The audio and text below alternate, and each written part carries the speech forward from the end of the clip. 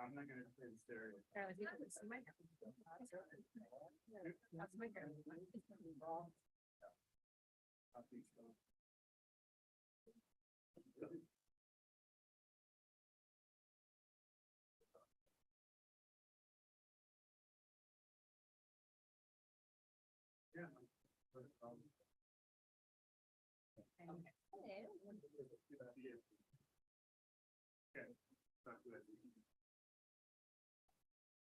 Guess I can't call the meeting to order if nobody's here. Yeah. Long time. And so.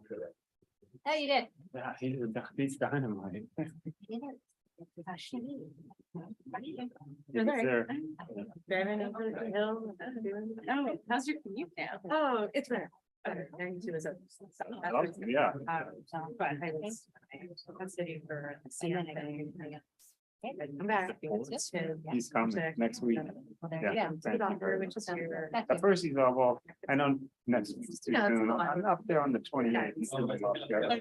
I said, "Sweet, tomorrow." Yeah, Well, I'm he's glad. gonna work on, Yeah.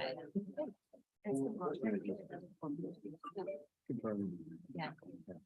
So maybe it'll be low, but I think Jose, I mean, he has. This is Michael, yeah. It's not for throwing game. Kind of worked out. Yeah, thank you. He's great. Guess if I would like to know when he's going, maybe I'll get to.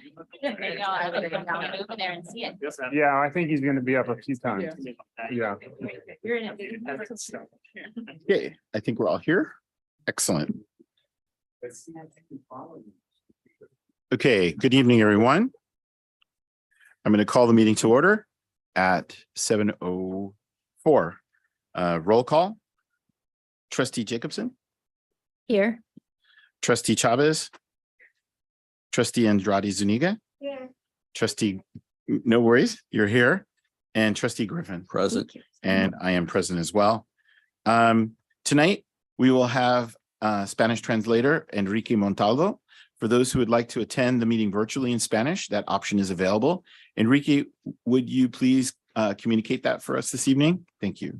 Buenas tardes. Tenemos a nuestro intérprete de español para la reunión de esta noche. Para aquellos de ustedes que quieran asistir a la reunión en español, esta opción está disponible. Gracias. Thank you. Also, if you wish to view closed caption of this meeting, please view the meeting on the San Mateo Union High School Board Meeting YouTube channel. The link to the YouTube channel can be found on our website. You may view the captions in English as we stream live tonight, our meeting tonight, and you may view the captions in a variety of other languages if you choose to watch after the meeting has ended. Viewers may request additional accommodations by calling 650-558-2201. For our deaf and hard of hearing community, we have a team from Hannah Interpreting Services, and they will be interpreting our meeting this evening. We would like to ask that everyone speak clear and at a reasonable pace for our interpreters. Hopefully, I'm not going too fast. Thank you. All right. Pledge of Allegiance. Do we have anybody to? Okay. Superintendent Booker, let's do it. I pledge allegiance to the flag of the United States of America and to the republic for which it stands, one nation, under God, indivisible, with liberty and justice for all.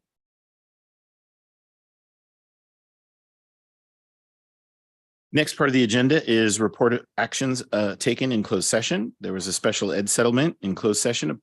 The board, upon motion of trustee Griffin and seconded by trustee Andrada Zuniga, moved to approve 3 special education settlements with a vote of 5-0. Expulsion hearing. In closed session, the board, upon motion of trustee Griffin and a second by trustee Jacobson, moved to postpone the expulsion hearing of 1 case with a vote of 5-0. So we are at, trying to remember in the agenda. Is there any, so I have this special announcement. Should I do that now? Polling of the agenda. What's that? Polling of the. Pulling the agenda. Okay, so yeah, okay.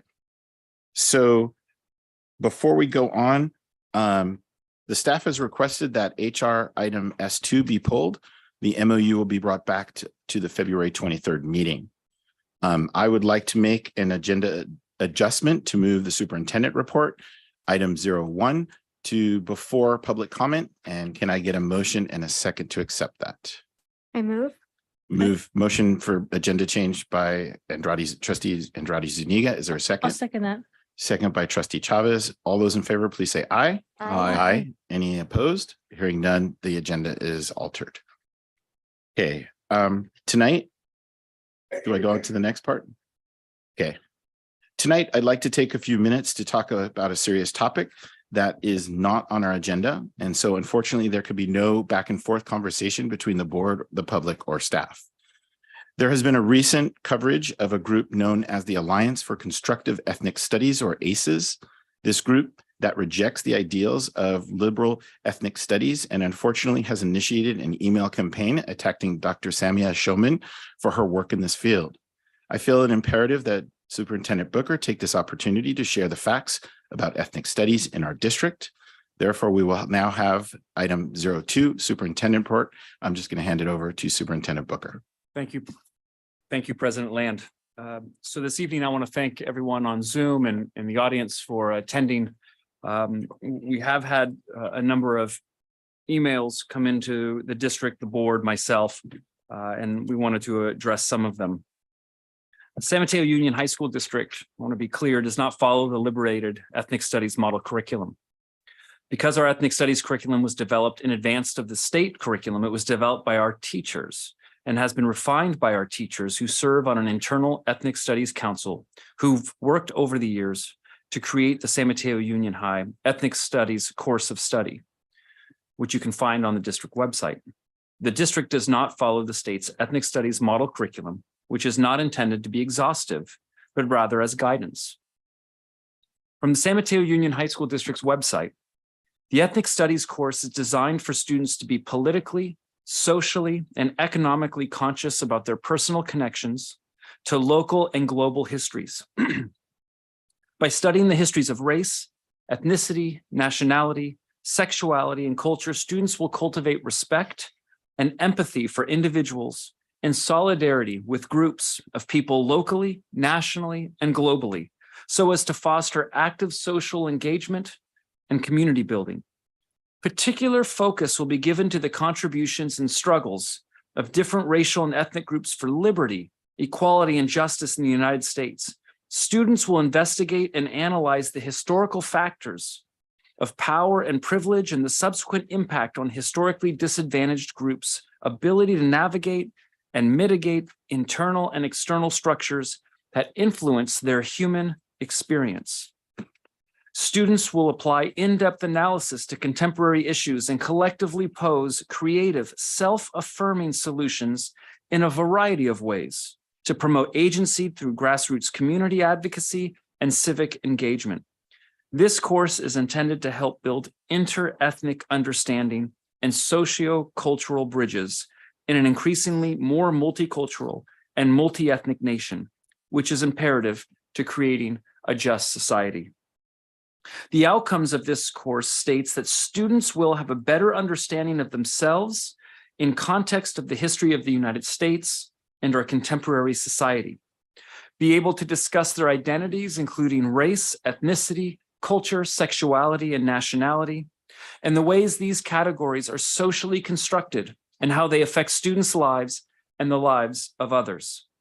Be able to explain the dynamics amongst internalized, interpersonal, and institutional oppression and resistance, and develop academic skills in reading, analysis, and writing of historical narratives, which can be applied in multiple academic courses.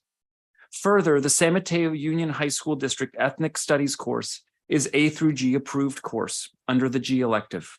This means that the course has been vetted through the University of California and California State University as an appropriate college preparatory course. A through G approval also requires that the course is appropriately and effectively aligned to standards and rigorous academic skills. As a district, we are proud of this work, and we are proud that ethnic studies is a graduation requirement in advance of the state mandate requirement to make it so. Both San Mateo Union High School District and Dr. Shulman agree that multiple perspectives, including a range of solutions to racism and bigotry, are fundamental in educating our students. We are seeing this in the ethnic studies curriculum and in practice day after day as we are working to dismantle hate in the actions we are seeing on our campuses. Recent examples include white supremacy stickers, hate language and social media posts by students, swastikas and the N-word scrawled on bathroom walls, and the list goes on. We are fighting hate in real time every day using a multitude of different tools and practices. And secondly, we believe that our ethnic studies curriculum does foster an appreciation for the contributions and perspectives of multiple cultures. Dr. Shulman has been villainized in the media and by groups such as the Alliance for Constructive Ethnic Studies for failing to hear multiple perspectives. Nothing could be further from the truth. Dr. Shulman leads in a way that ensures that all perspectives are heard and centers her work on integrating the voice and perspectives of students into the process. As an example, we continually survey the students enrolled in ethnic studies. In a 2020 survey, 70.6% of students taking ethnic studies responded strongly that the class helped them to develop a stronger sense of self and identity and or understanding of their own culture and communities, as well as others. Over 2/3 of students surveyed felt inspired to learn more about the topics discussed in ethnic studies. In another survey, 85% of students said they would recommend the class to other students. I stand behind Dr. Samia Shulman and the support she has provided to advance the cause of ethnic studies in our district and state, including her service on the Ethnic Studies Model Curriculum Advisory Committee from 2019 to 2020. The San Mateo Union High School District Ethnic Studies course outline, curriculum, and lessons are designed and implemented by all district ethnic studies teachers. They come together several times a year for professional learning and to refine the course based on student experiences and teacher input. Dr. Shulman supports and facilitates the process, but does not develop or write the curriculum. That is the role of our teachers. This is not going to be the last time we hear about ethnic studies. I'm committed to keeping the conversation alive. I think this is something we should open up as a board study session. We should invite multiple people to participate, our educators, our teachers, our principals, our directors, our managers, our community members, students, families. This is not an easy topic. If it was easy, it would be solved. The way we solve this issue is to keep talking about it and not throw accusations out and about. So I invite the community to participate. I encourage the board to look to agendize a study session where we can look at the curriculum, where we can discuss it, where we can see flaws. There is no perfect curriculum. We know that. So we will see flaws and we'll talk about it and we'll improve. As educators, we are always under a continuous improvement model. So there's a part of me that welcomes this dialogue. It's coming out of negativity, but hopefully what it will beget is a lot of positivity. And what we're here to do as educators, as leaders, is model for our students how to take disagreement and come together and dialogue to produce a better program for our students. I know we all have the same goal for our students. We do. As parents, as educators, we want our students to thrive and succeed and become really global citizens. And I know we can get there, and I know we can do it here in San Mateo Union. And so I look forward to supporting a strong ethnic studies curriculum that provides this kind of positive outcome for our students and the world. So thank you, President Land, for the opportunity to speak. Thank you. This is a public meeting of the San Mateo Union High School District Board of Trustees. If you are joining us in person and wish to make a comment about an agenda item or a public comment section at the beginning of the agenda, please fill out one of these requests to address the board forms and submit it to our secretary. The form should be given to the secretary before the agenda item begins. If you are joining us virtually, use the raised hand feature on the Zoom account to be recognized. When invited to do so by the board president for each item on which you wish to comment, you will be admitted to speak as a panelist during your public comment period. The president will call on you. Please note that comments are limited to 3 minutes. The board president may increase or decrease the time allotted for public comment depending upon the topic and the number of persons wishing to be heard. As of right now, on non-agenda items, I have 2. Is there any more? We have one virtually, President Land. One virtual. So I'll tell you what, I'm going to start with the virtual, if that's okay. We can move them up. We have 2 virtual. 2 virtual. So let's move those 2 up.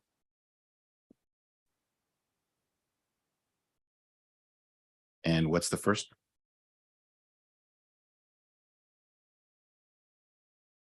Candace Thomas.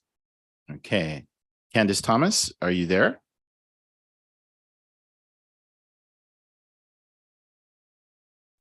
There we go. Candace, hi. Hi. I would just like to reaffirm my support for Dr. Shulman. And Mr. Booker talked about a little bit about the process that we went through to create the current course of study. And as a teacher that was there in that process, I would also like to talk about it as well.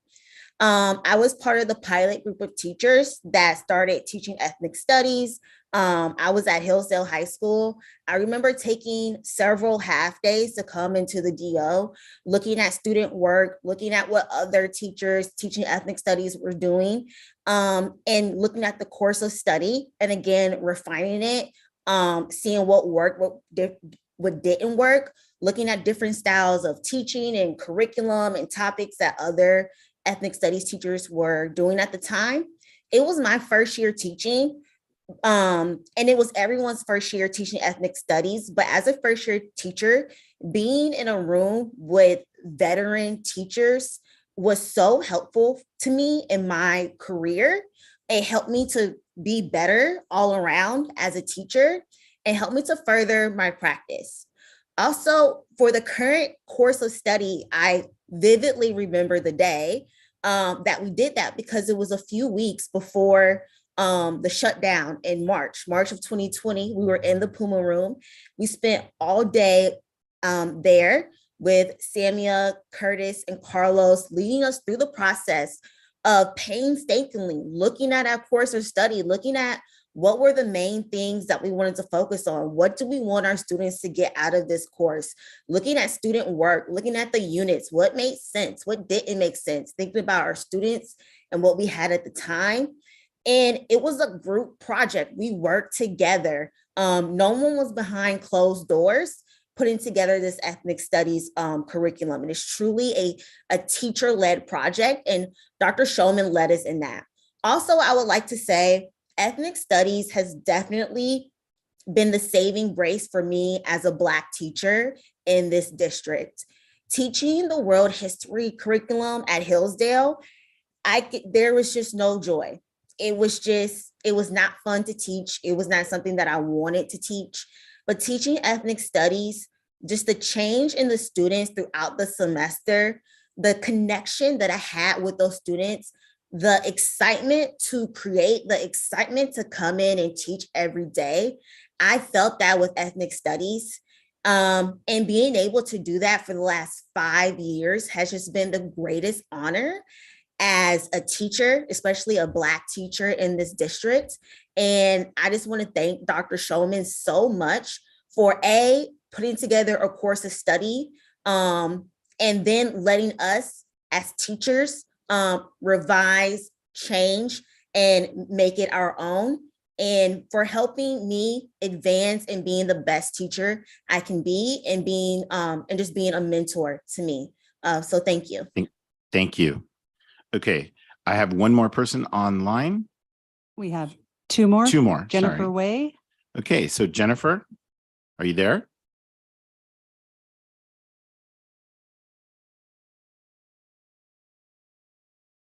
Jennifer, can you hear me? Yes, I believe I can now. Hello. All right. Hi, Jennifer. You have 3 minutes.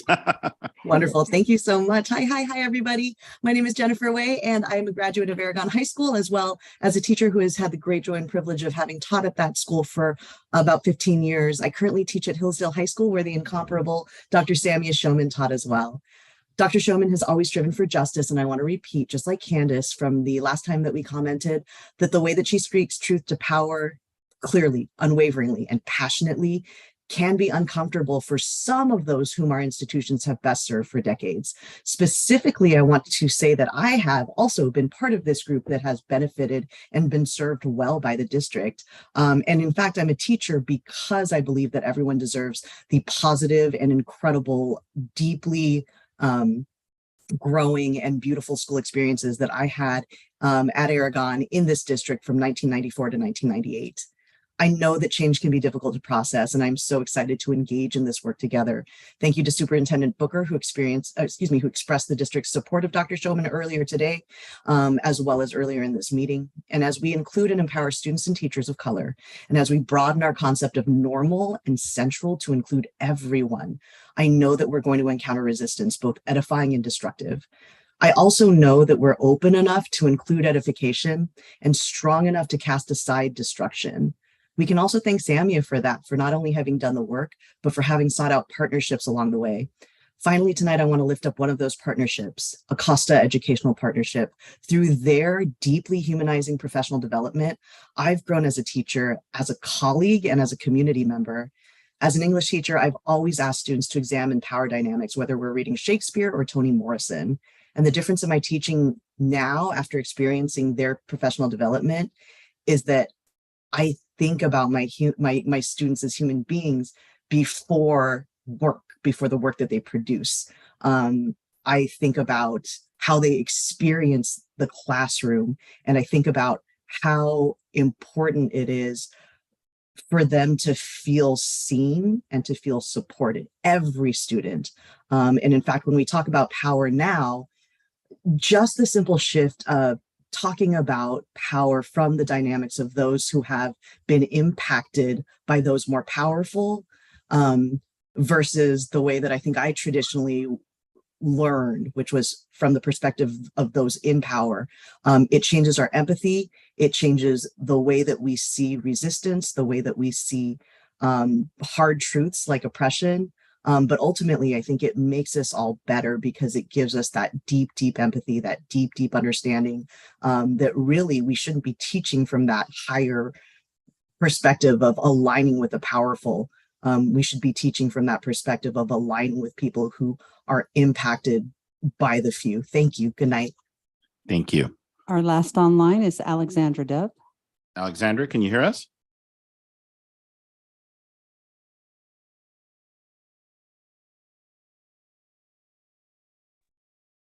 Can you hear us? Yes. Can you hear me? Yes, go ahead.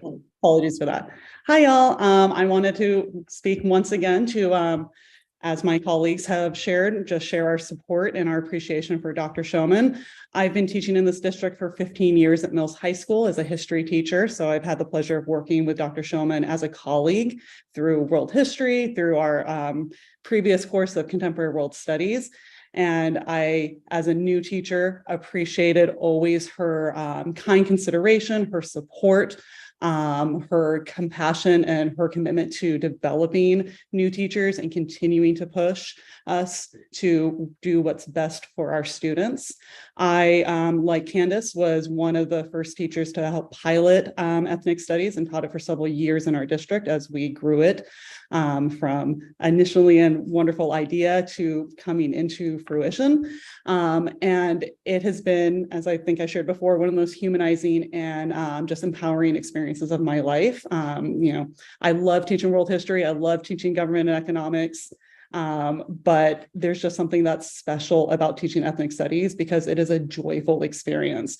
We face hard history, we acknowledge diversity, we acknowledge the experiences that people have faced throughout our country's history and to present day.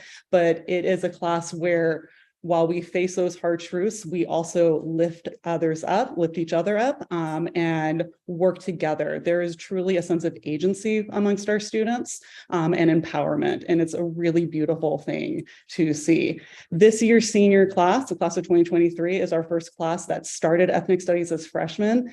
This year, I have the pleasure of teaching them again as government and economics, and getting to see the change and the impact that ethnic studies has had on these students.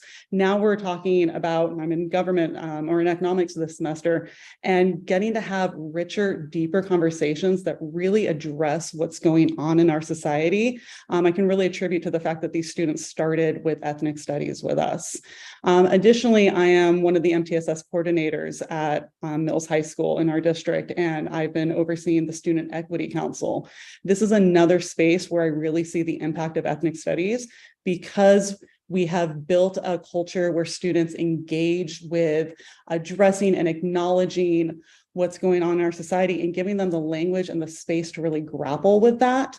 We're seeing students really be empowered. They're critically engaging with the world around them. And that's what we want from our students. We want them to leave SMUHSD, San Mateo High School District, feeling empowered, having that agency and feeling that ability and that desire to go out in the world and do great things. And I really see that ethnic studies has been really fundamental to that growth. So I'm so incredibly proud of ethnic studies, and I'm so incredibly grateful for the leadership and the guidance of Dr. Showman. So thank you once again and have a good night. Thank you. I know we have one more on the panel, but I'm going to go to so we do, because it's going to keep adding. So at this point, I'm going to turn to in the audience. So our first speaker in the audience, Richard Spector, could you come up?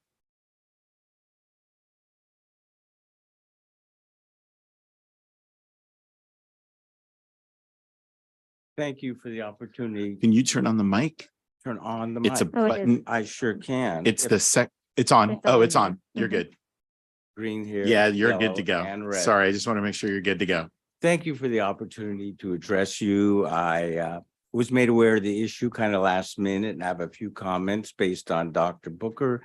He had a long, very good explanation of basically the concept of ethnic studies. It made me think. There are a lot of issues that I will have to think more about and talk later on. But for now, my name is Richard Spector. I am a San Mateo resident, parent, educator, voter, lawyer, and mentor of disabled youth.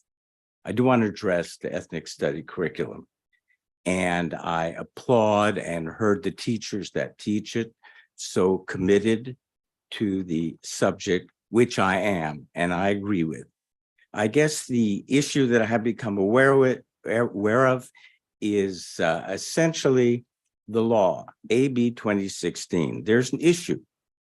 It requires an emphasis on appreciation of others, a recognition of the importance and important place of other people in our community. Appreciation.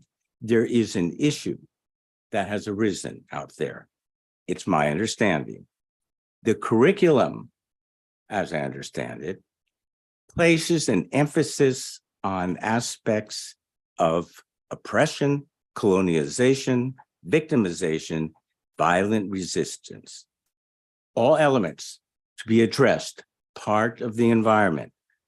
But there is a feeling I want to express, and that in my community, it's felt that it's too much, that the direction of the current curriculum is away from the meaning and the requirement of AB 2016, which is talking about appreciation, not approbation. It's an issue I want to raise. It's a general issue that I hope you would think and consider about when you are getting more into more detail. And I think I can just conclude to refer to the letter from Dr. Clarence Jones. Dr. Martin Luther King's trusted assistant. You've read the letter, I assume. And it was interesting for me. I want to refer you to that letter and ask you that you maybe pay some heed to the umbrage that Dr. Jones expressed. Thank you. Thank you. Okay. Our next speaker is Andrew I'm sorry. How do you say it? Nemicolo. There you go. Thank you very much. Thanks for the board for your time. Thanks for Dr. Booker for giving some more context to the topic and clearly your appreciation for the students. My name is Andrew Nemicolo. I'm a parent of a San Mateo Union High School student. If you've been out in this field on a Friday night, I may have sold you a hot dog and a candy bar at the snack shack as we raise funds for our students. You can tell from my gear, I'm Bearcat proud. And I'm also a member of the local Jewish community. I've taught 3 years in a classroom myself, teaching foreign language and actually area studies from another part of the world. So very much in support of many of the things that you spoke about. My comments on ethnic studies are the following. And I fully support the idea of learning about the world, healthy curiosity, inherently learning to respect different cultures and develop critical, independent thinking skills. These are the skills our kids are going to need in the 21st century to be their best selves in all ways. My concern is that some of the so-called critical ethnic studies, which it's my understanding is promoted by Dr. Showman and her partners at Acosta, does have the potential to divide students into sort of categories of oppressors and victims. And we even heard that from some of the teachers themselves, who I was glad to hear from earlier in the comments. Teaching primarily through this lens of power and teaching students not just how to think, but what to think. My understanding is that the current curriculum and the written curriculum defines certain causes as maybe more valued than others, certain political causes. And there's also that unwritten curriculum where my understanding is that the teachers have also been encouraged to sort of fly under the radar and do things a little bit differently in their classroom. And I get it. I was a teacher. I did some things differently in my classroom. But my concern is that some of these self-selected causes that are being subtly promoted, for example, the BDS, the Boycott, Divest, and Sanctions movement, which calls for essentially the end of the modern state of Israel. Middle East politics are certainly complex, very conflicted, as they are in many parts of the world. And while Israel's far from perfect, why single out the most vibrant democracy in the Middle East, frankly? Could it be anti-Semitism on either inherent or unconscious bias or conscious bias on part of some of those planning? I think our kids deserve better. And obviously there's a lot of time and energy and focus on this. So I have 2 requests for the board. One is to kind of call a timeout, as I think, as Superintendent Booker is noting, and really fully evaluate the district's ethnic studies curriculum to ensure there's inclusivity for all students, not perpetuating stereotypes against a student's background based on their whether they're Jewish, any other racial, ethnic, or minority group. And the second, I would say, is to call for a pause and ask for really a full evaluation before we kind of continue on with Dr. Showman and the Acosta folks, developing more curriculum so we can really understand what's going on with this issue. So thank you very much for your time, and have a great day. Thank you. Yeah, I have several more speakers. Jacqueline Rogers.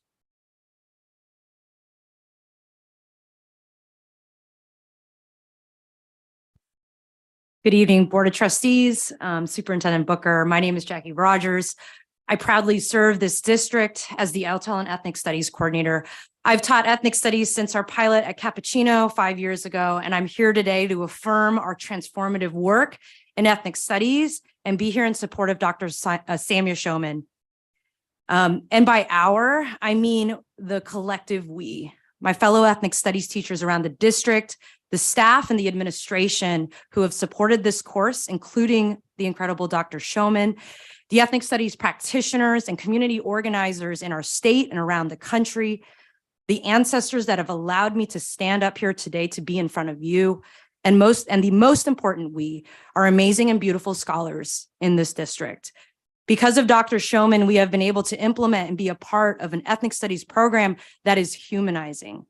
Like I mentioned to you at the last board meeting, it is It is humanizing for the educators like myself that teach the course, our respective school communities, and our scholars.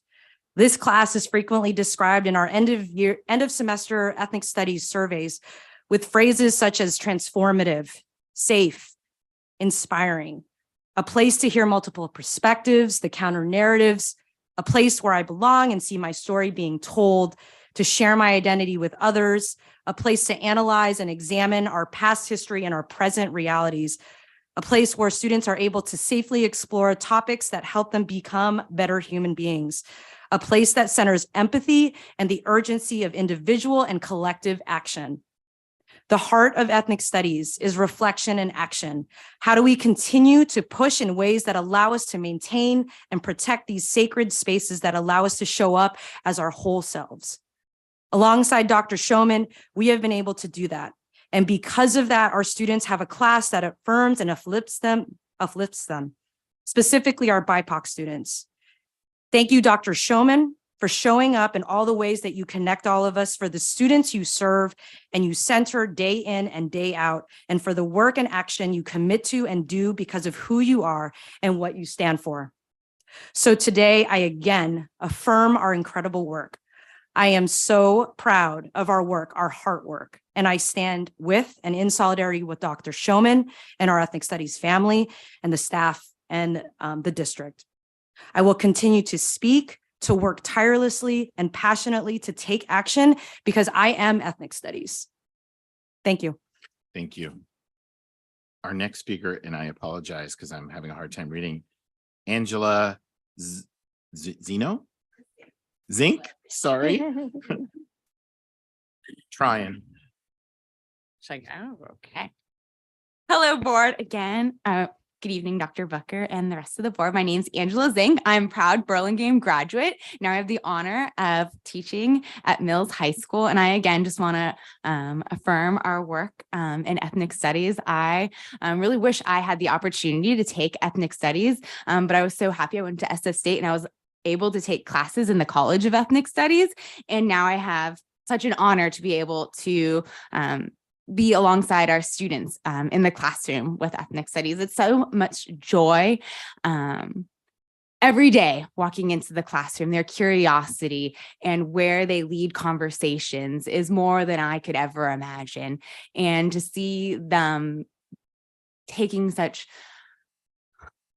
what many adults would think is difficult topics and being able to break them down and really analyze them from how it affects them in their own lives and within their own community is just inspiring every single day. And that really wouldn't be possible without the work of Dr. Samia Showman and her leading us in the district. She has made me a better teacher and a better person, and I'm so honored and inspired by her every day. And alongside with the Acosta Education Program, our ethnic studies is just so powerful. And I'm so humbled and honored to be able to every day show up to work and be a part of it. And I'm so just a lot of passion, and I'm just so overjoyed to be even to be able to speak about it. And I'd love to continue to speak about ethnic studies. And I'm so looking forward to our district when we're able to expand our ethnic studies offerings. And that is what I'll leave you with today. Thank you. Thank you. So my last speaker in person is Ed Montalongo. Good evening, Superintendent Booker, Board of Trustees. My name is Ed Montalongo, an ethnic studies teacher, an avid teacher, and co-chair of the social science department at San Mateo High School. I've been working in this district for 6 years now, and within that time frame, have managed to co-create and embed myself within a nourishing community of practice centered around ethnic studies, of which Dr. Samia Showman has remained at the helm and been a vital force. To say that Dr. Showman's an asset to our district is an understatement.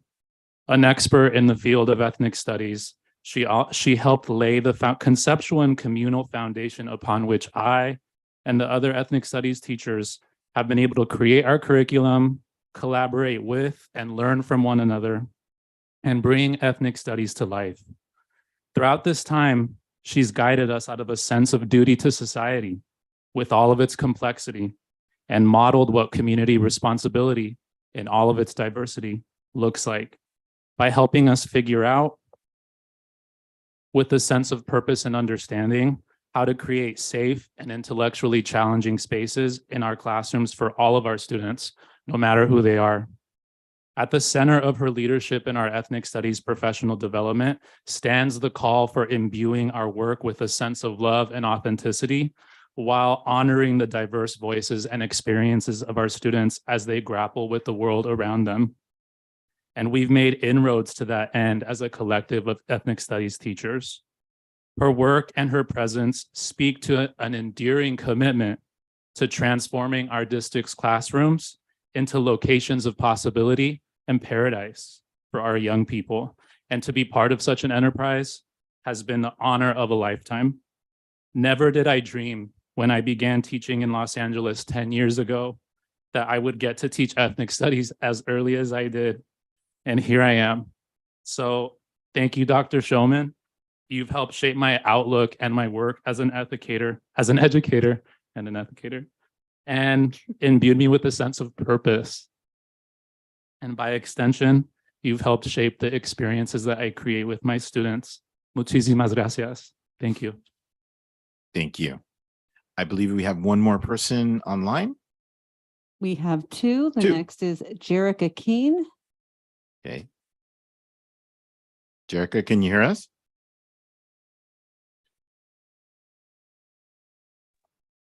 Hi, everyone. Can you hear me? Yes. Okay, thank you so much for having me. So just to start by introducing myself, my name is Jerica Keene. I'm really lucky to teach at Aragon High School. I am an ethnic studies teacher and have been teaching it for 3 years since the course started at Aragon High School. So I'd like to start by sharing a short quote from a past student. And the quote is, "I never knew I mattered until I took ethnic studies. A year after completing my course, the student was writing a reflection for another class, and my colleague kindly shared it with me. This small glimpse into my classroom showcases the heart of ethnic studies. We are about teaching empathy, community resilience, and history. Learning diverse histories and contributions to the American identity builds a foundation for all students to thrive personally and academically. Much of the content we teach is created based on student feedback and need. We capture that information through Google Forms, direct conversations, and reflections with our students. I've read, of course, several media sources and heard from a variety of perspectives today. Some do negatively portray the ethnic studies curriculum. However, in the 3 years that I've taught ethnic studies, I've never actually personally received the feedback that was mentioned in the media sources. In fact, during open houses, back to school nights, emails from parents, I'm actually regularly told how much parents wish that they could have taken ethnic studies when they were in high school, especially after hearing what we're covering in class from their students. Every day I walk into my classroom, my goal is to support an environment where every student feels safe, valued, and seen, and our student-centered ethnic studies curriculum ensures those goals are met. I would also like to end by just stating my support for SMUHSD, and of course, everyone that has supported me in my ethnic studies journey as well, through education at Aragon. So thank you. Thank you. Okay, last online. Last one is online. LK. Okay, LK, can you hear us?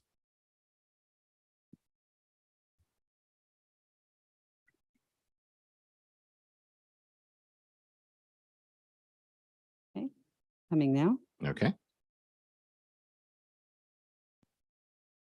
LK, can you hear us? You can unmute and begin.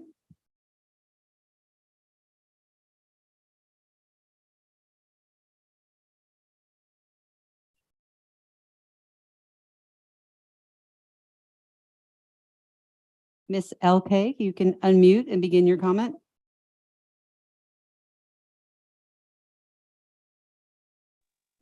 There we go. Okay.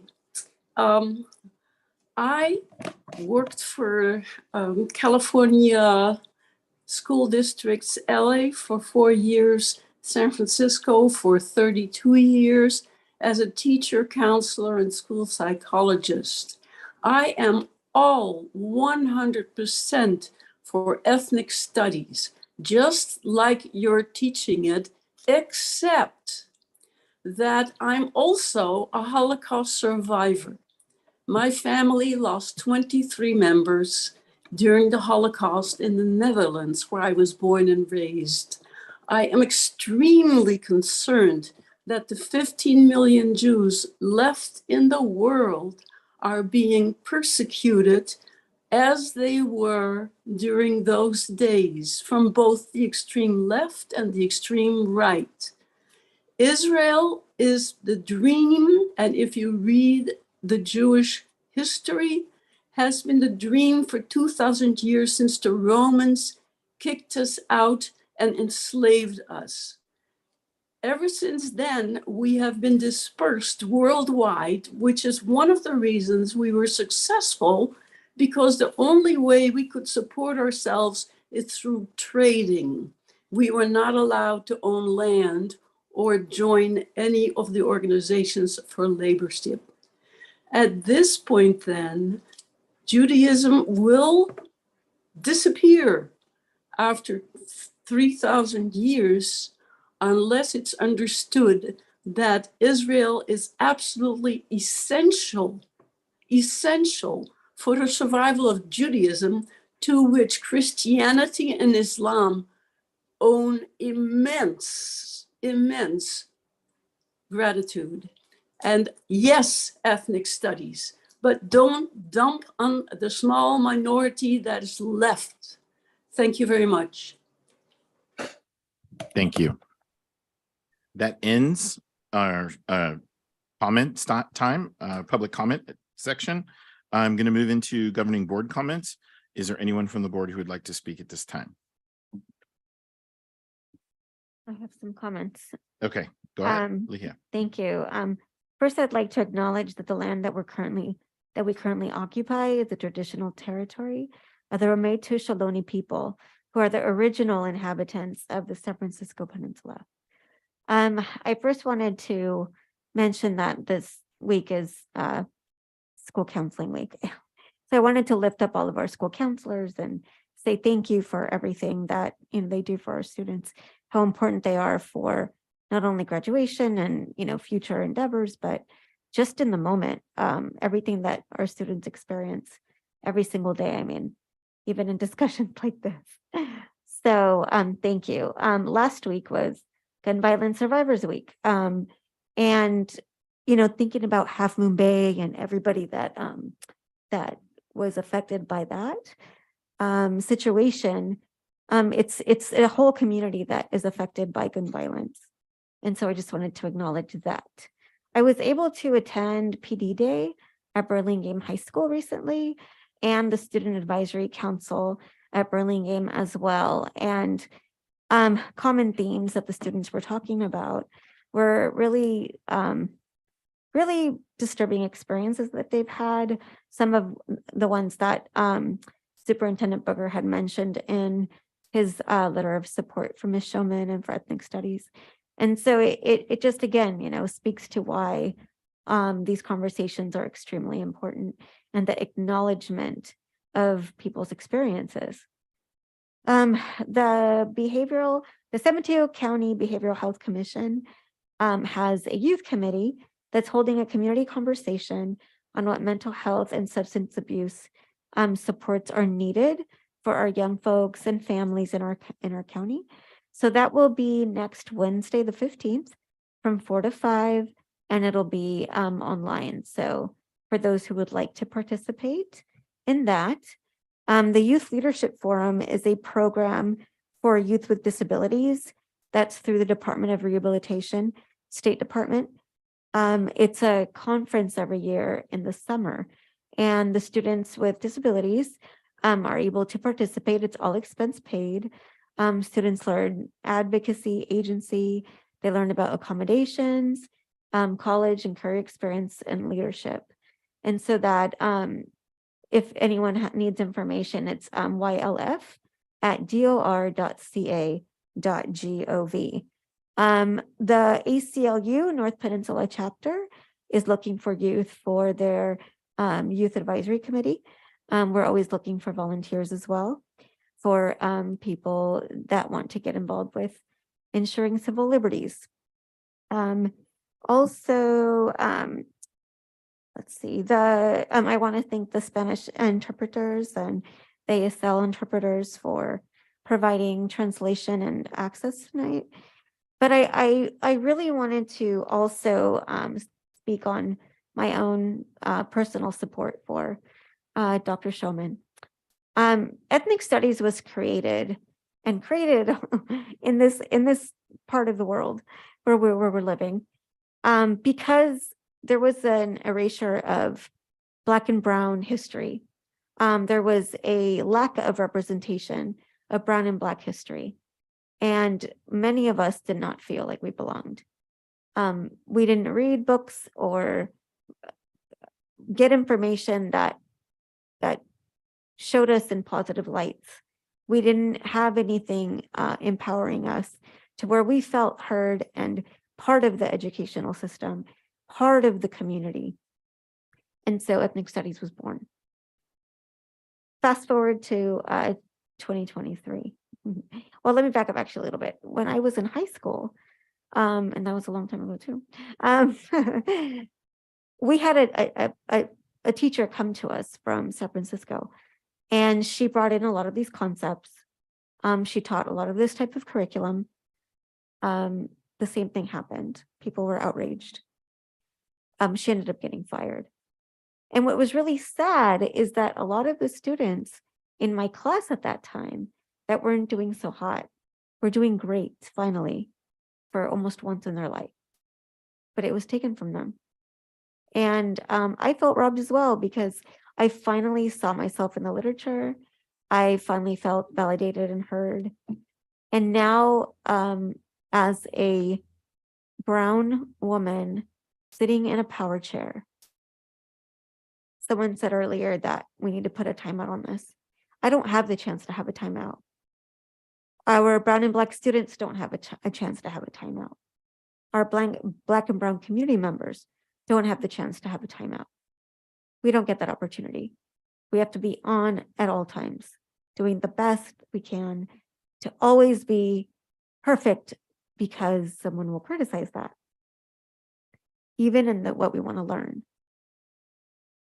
Dr. Shulman has dedicated her life and has made a commitment to making sure that everyone has a voice and that everyone learns from different perspectives and just sees themselves in what they're learning. Ethnic studies was also created because there were communities that were not even included. We haven't had Polynesian studies ever. And finally we do because of ethnic studies. So it really doesn't have anything to do with removing anyone from being represented or validated. It has to do with making sure that everyone is validated and respected and everyone has an equal voice. And yes, she does make sure that there are equal perspectives, equal voices. Every time I speak to Dr. Shulman, she always asks me, have you considered this? Have you thought about this? Did you think about that community? What about that? Dr. Shulman is not Latina. She's not Latinx. She's not from my community. But she oversees the entire bridge community, which is not just Latino and Latinx. There's also other communities that come through that program. She's not from any of those communities, but she still makes sure that they're heard and that they're seen.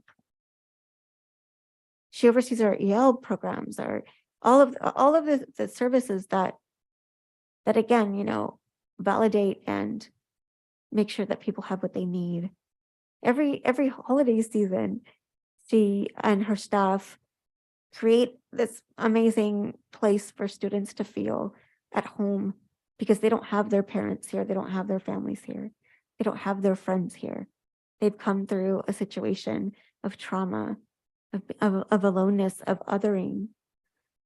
But she does that out of just her own will. She doesn't ask for anything in return. That to me is not a person who wants to divide and separate people. So with that said, I wholeheartedly support Dr. Showman, and I'm grateful for this district to have opportunities like this, because my older son saw himself in the university system now as also a student of ethnic studies who would love to be a teacher in ethnic studies. My younger son too, they both have just received so many gifts from this program, and I really give it to this system, this program, for their success in their schools. So thank you, and that is it. Okay, thank you. Long-winded comments. All right. No, thank you. Any other comments? Bob, go ahead. Well, thank you for your comments, Lee. Those were very good. It's just like we're almost out of the pandemic. We're back to where we were. So, I mean, it's nice to see everybody this evening. I welcome you. I got a couple of comments, and I would encourage the board, if anybody hasn't gone to see it, actually sit in an ethnic studies class, you should go. I actually went to Candace Thomas's after she called me out. And I know she's out there listening. So, and it was actually it was a great experience. And last week I made last board meeting, I made some comments, and February is Black History Month. And I was talking about in the context of history and curriculum and current events. And one of the things I mentioned at the end, and it was that the ideas, the concepts that we're talking about must be well conceived, and that the words are carefully considered that we use, and that we be willing to have an honest and open dialogue. And I still think that's critical about this particular issue. And this is to me, this is a really good meeting, in that we had people being able to share their views, make comments. And I think we had everybody being a good listener. And I would hope as we go through this process, we keep that in mind. If we can do that, I think we'll be one of the exceptional places in the whole world at this point. But anyway, I do thank you for coming out and making your comments. Mm-hmm. Thank you. Any other comments? No, I'll move on. Okay, Trustee Jacobson, go ahead. Sure. So I just really want to thank everybody who has given comment tonight. It's, I've been getting a lot of emails and hearing a lot of comments, and it's a lot for me to process. So I appreciate all of the input as I evaluate everything.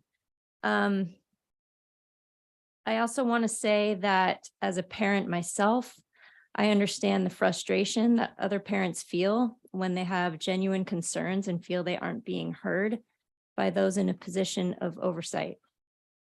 And as a board member on the Peninsula Multi-Faith Coalition, I stand with my friends of other faiths who may have concerns about anti-Semitism or any other form of discrimination. I am committed to full transparency of what is being taught about Israel and the Jewish people, and ensuring that there is no anti-Semitism present in the classroom or any other setting related to our district. I want to assure all teachers, parents, and community members that I am listening and I am asking questions. What I'm hearing from everyone in our community, teachers, students, parents, citizens, is that we all want an ethnic studies program, myself included. I'm hearing concerns from a significant number of constituents about certain aspects of our curriculum. Whether these concerns are actually present in the classroom or not, I feel that it warrants a dialogue about it, as we've talked about tonight. And sorry, I lost my place. All programs benefit from examination, reflection, and input from multiple sources. And I think we need to consider incorporating other sources that we haven't used before in terms of professional development and training and curriculum development. I think that's all. Okay. Thanks. Thank you. Did you have something to say? Okay, Trustee Chavez. Thanks. Just a couple of things. Thank you, Trustee Zuniga, for your all your updates. I always look forward to hearing them.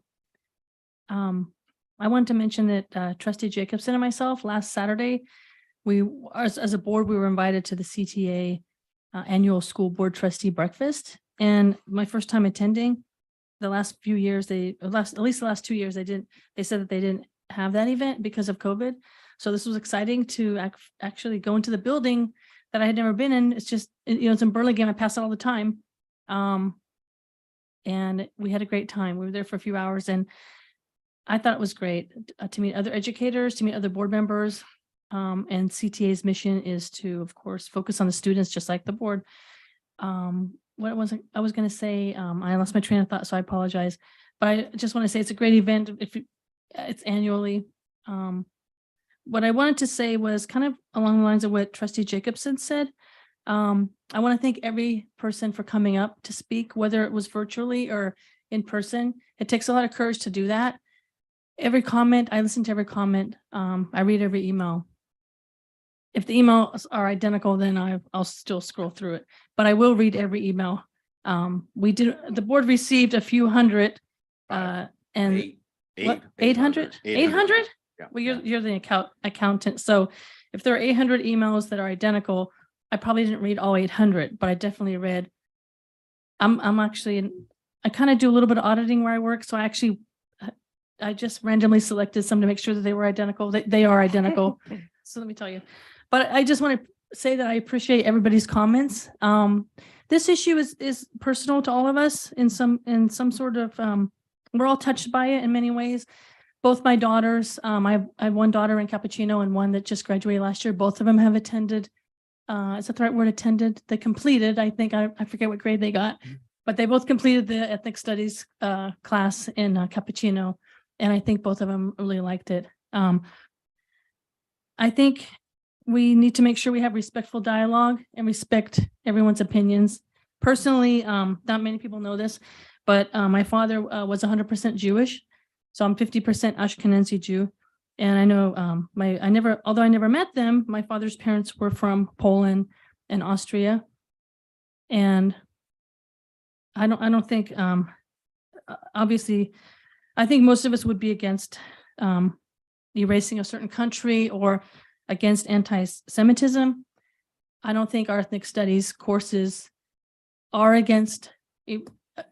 I don't want to go down this path right now, but I just want to say if we could continue to have respectful dialogue and respect everybody's thoughts, feelings, perceptions, have respectful dialogue. And I want to really, really thank everybody for coming up and giving their comments, because it's very courageous to give those comments. And I want to thank you. And I do want to show my support for Dr. Shulman. She's amazing.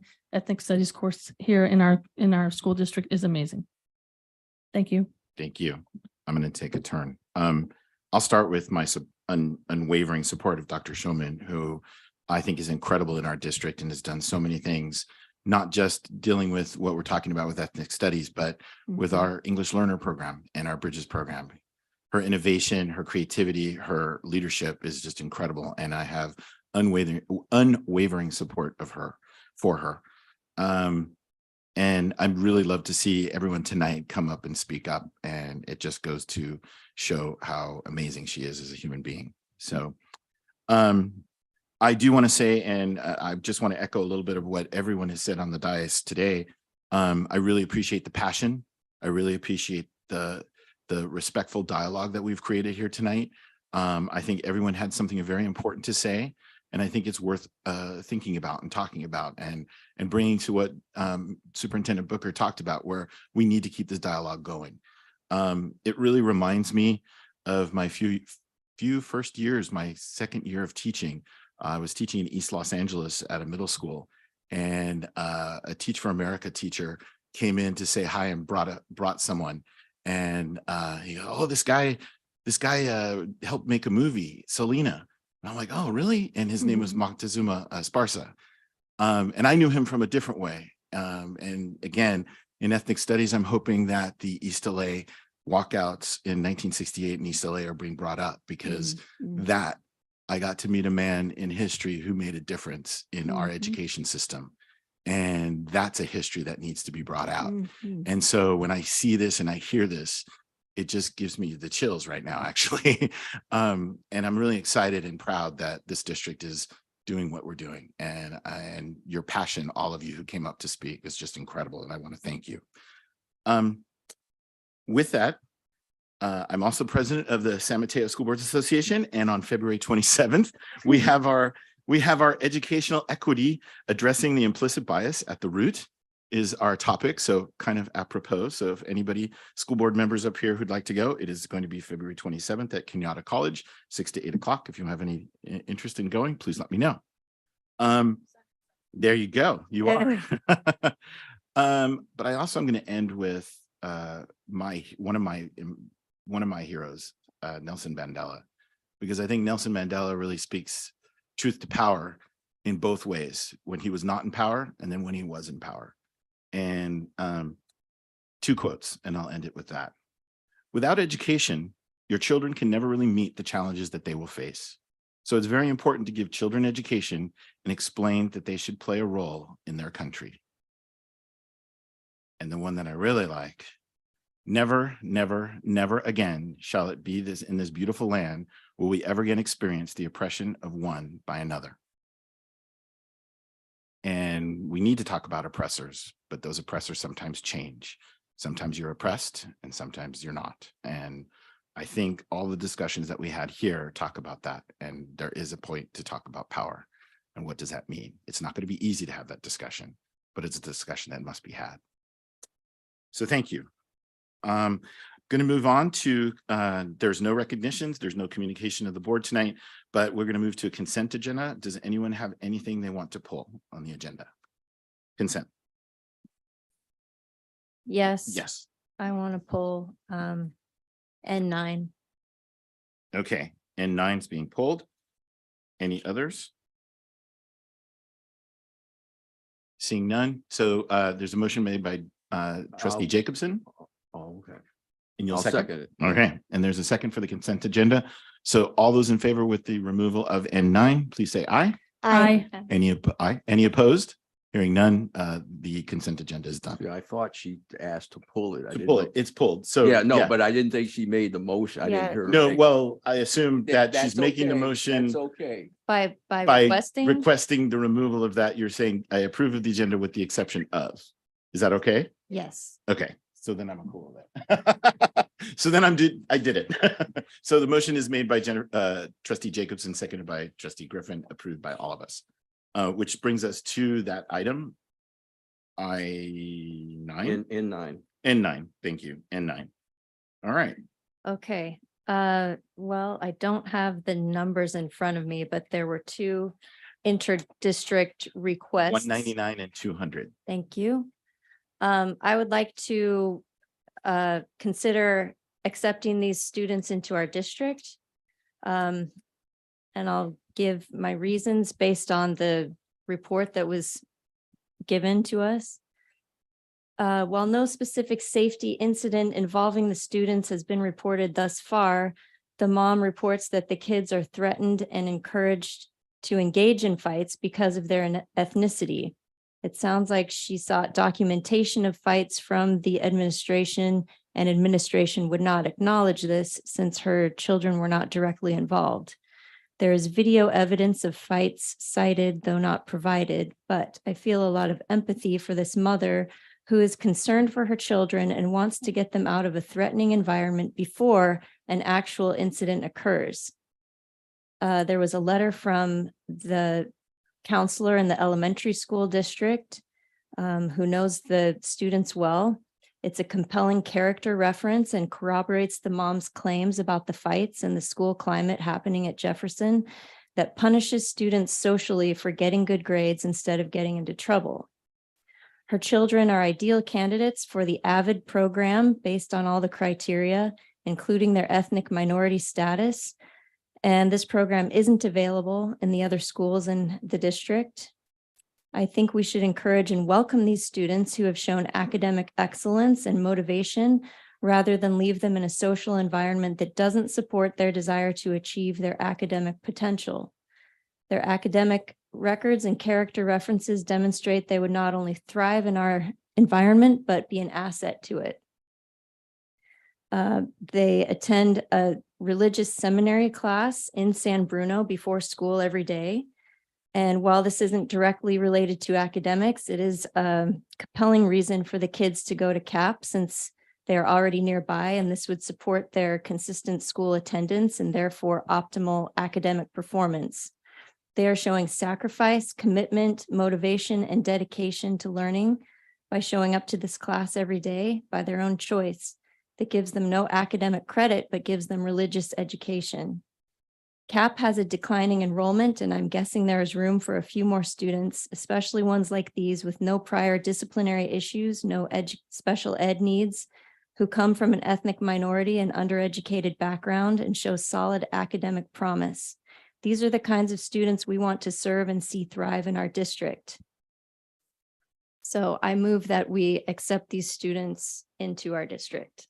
So you're going to approve, so 199 and 200 Yes. to approve the interdistrict transfers. Yes. Is there a second? I'll second that. Okay, there's a motion in the second. I'm going to, any other discussion at this point?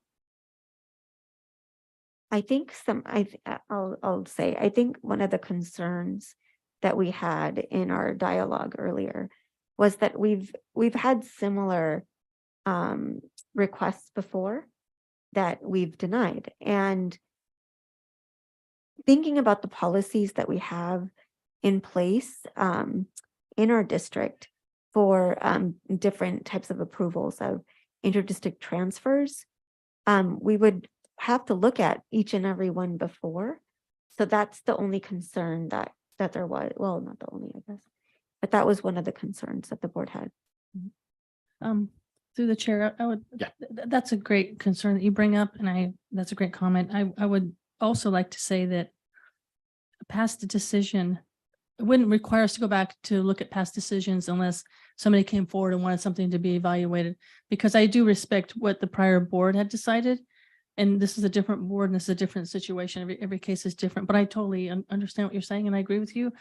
But partly I also think that every situation is unique and different. So past decisions, I don't want that to dictate a current decision. That's just my opinion. So the only thing I'm going to say is really, I just want to adhere to the board policy and really follow board policy as we've done in the past. So in previous decisions, we really took one thing into account, which is, have they exhausted all of the alternatives at the district in Jefferson Union? And they have not. And so as a result, I wish they would do that first before we really went into this and made the transfer. So I'm going to be voting against this because we really I think we need to honor the Jefferson Union High School District as an option and the alternatives they have there. So that's how I'm going to do it. We need to honor the process because we put we've got policies in place, and I know they aren't made, there are times for exceptions, but we need to apply our policies as even-handed and as consistently as we can. So. Okay. So I'm going to call the question, and I'm going to say, all those in favor, please say aye. Aye. Aye, one aye. All those opposed? I'm sorry. So Trustee Jacobson made a motion. You made a second to approve the interdistrict transfers for 199 and 200. So those who are approving, who are in affirmative, are approving the interdistrict transfers. Thank you for okay. Can I make one last comment? Sorry. We can always go back and look at the policy and amend it. So that's another option. I mean, this isn't, I think that's worth discussing because CAP and Mills do have declining enrollment. And I also think it's important to realize the fiscal impact that it has in a community funded district versus a LCAP district. So we need to kind of so it's complicated, and I totally agree. I think we just have to, maybe on another study session or in another place, we talk about this and we talk about how it's going to be done. Yeah, because it's not just about them going. It's like there's so many other things involved Yeah, sorry. All right. Mhm. So I'm going to call the question. All those in favor, please say aye. Aye. Aye. All those opposed? No. No. Nay. Okay, so there is a disagreement. I'm just going to count for the votes. So Trustee Chavez, how do you vote? Aye. Trustee Jacobson, how do you vote? Aye. Trustees Andrade Zuniga, how do you vote? Nay. Trustee Griffin, how do you vote? No. And I vote no as well. So the motion does not carry. It's 3-2 in the negative. Okay. All right. Moving on, we are going to regular reports. Superintendent Booker, do you get a second round or are we going to move on to the?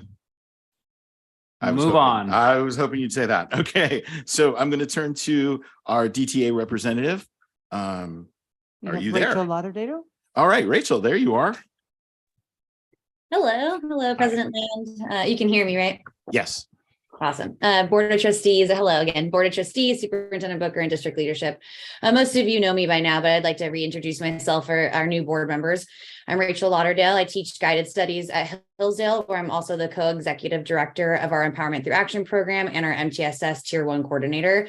And I'm also the vice president of our Teachers Association. First, I'd like to thank Trustee Chavez and Jacobson for attending the CTA new board member breakfast with our president, Craig Childress. Craig reports that it was a very positive learning experience and a chance for collaboration with our two newest board members. So thank you so very much for being there. Secondly, as an association of educators, we are saddened and sickened by the recent racist, sexist, anti-Semitic, and xenophobic crimes on our school sites and in our community. Actions like those of the last couple of weeks disrupt the safety on our campuses. Sadly, there are many groups of students who do not feel a sense of safety or belonging on our campuses, and hatred like this only further divides us. Racism, sexism, homophobia, xenophobia, anti-Semitism, and other types of hate divide us, not our ethnic studies curriculum. To think of power as a binary between the victims and the oppressors is a gross overgeneralization that is the exact reason we need the ethnic studies curriculum, which includes the celebration of Jewish identities. I sent the following message to the board 2 weeks ago, and Craig read part of it at the last board meeting. I think it's important to give it voice and time today, as it is still relevant to the current situation we all face as an organization. I'm very disappointed to read the articles and now forms circulating around the county that shed such a negative light on one of our leaders and our district. There's part of me that doesn't want to give the illogical and misinformed message any more airtime than it already has. Unfortunately, I know we will have community members that will jump at the chance to use this as an argument against our work towards anti-racism and equity.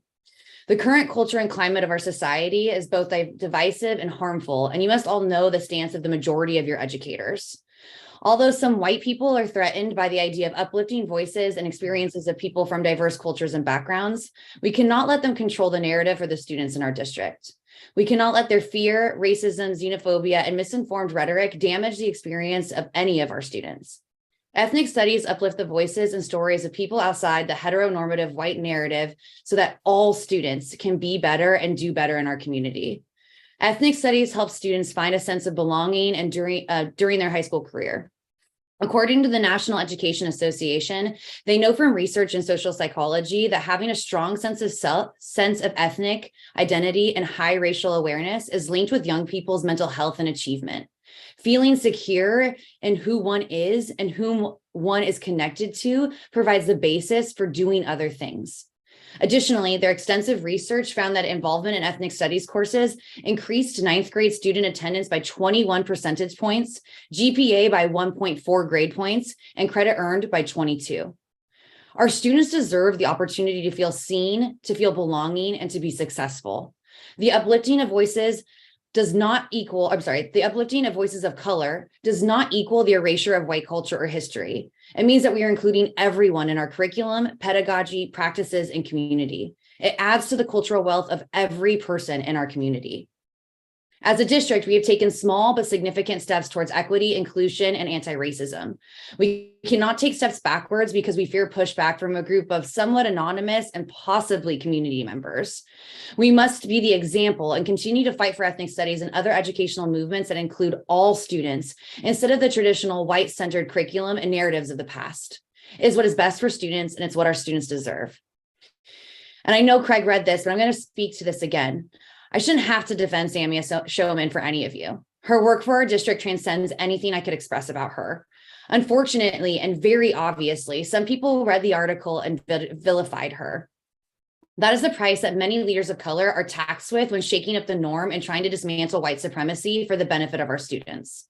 Without Samia, our district would be miles behind in our work towards equity and anti-racism. She leads with integrity, empathy, and fierce advocacy of our students most marginalized by our education system and the systems of our district. She and the students she serves deserve better than to have her words incorrectly and inappropriately picked apart to undermine the equity work of our district. I hope you are all as appalled as I am that the article and email template so inappropriately depicted her work and the work of our entire district. Do not fall victim to the hatred, ignorance, and racism of articles and actions like this and people who have no background in education and no place in this conversation. Trust the experts, trust your leaders, trust your educators, and trust your students. Thank you for your time. Thank you. I'm going to move to our CSEA representative.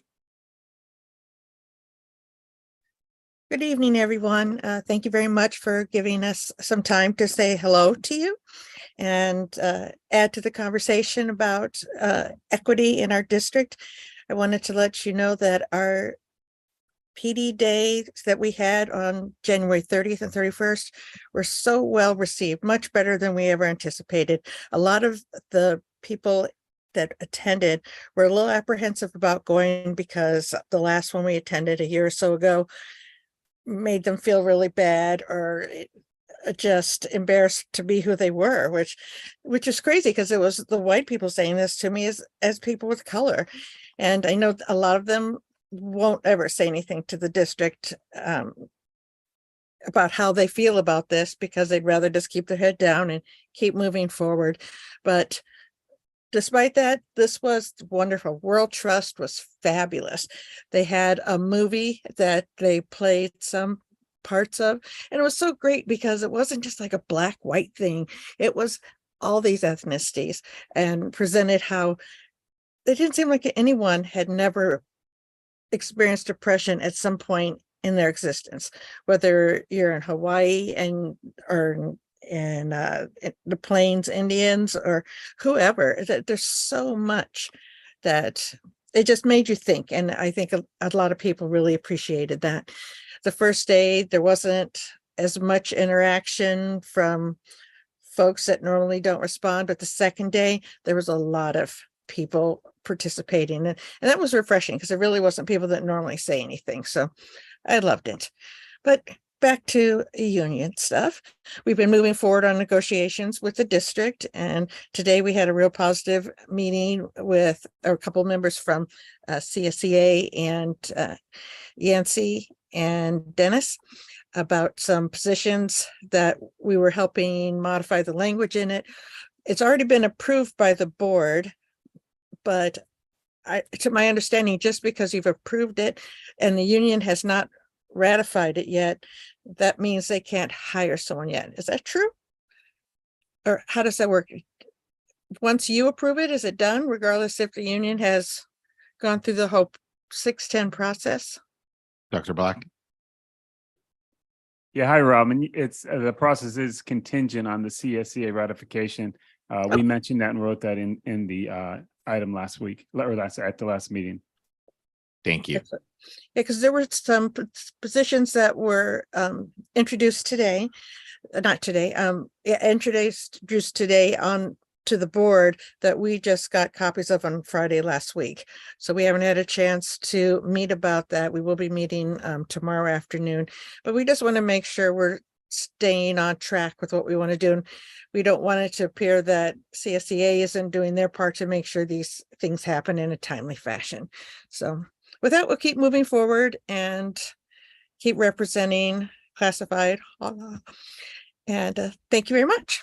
Thank you. I'm going to move to the report of the San Mateo Adult School Teachers Association. There's no representation. No representation. All right. So then we're going to move on. We're into special reports and appearances. The first one is the Spotlight on Student Learning Instructional Leadership Initiative. I'm going to turn it over to Superintendent Booker. Thank you very much. But before we jump in, I just wanted to do a quick shout out. it just didn't fit well with my superintendent announcements. So, February 6th through 10th is National School Counseling Week.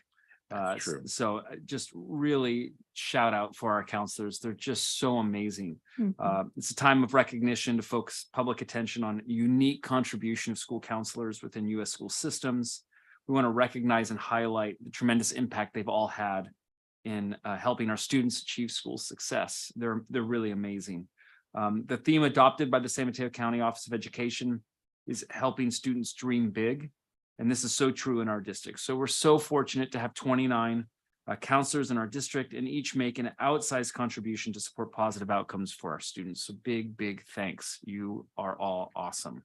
So with that, I'm going to be handing it over to Dr. Julia Kemke. This presentation tonight is building on all the work we've been doing in the first semester, really to focus on the importance of our principals, our assistant principals as instructional leaders. This is what we believe as a district is going to move the needle, really disrupt some of our negative, predictable student performance outcomes. And we're taking steps this second semester and into next year to really lift up and train and set the expectation for our principals and assistant principals as instructional leaders. So with that, I want to welcome Dr. Kemke to kick us off. Good evening.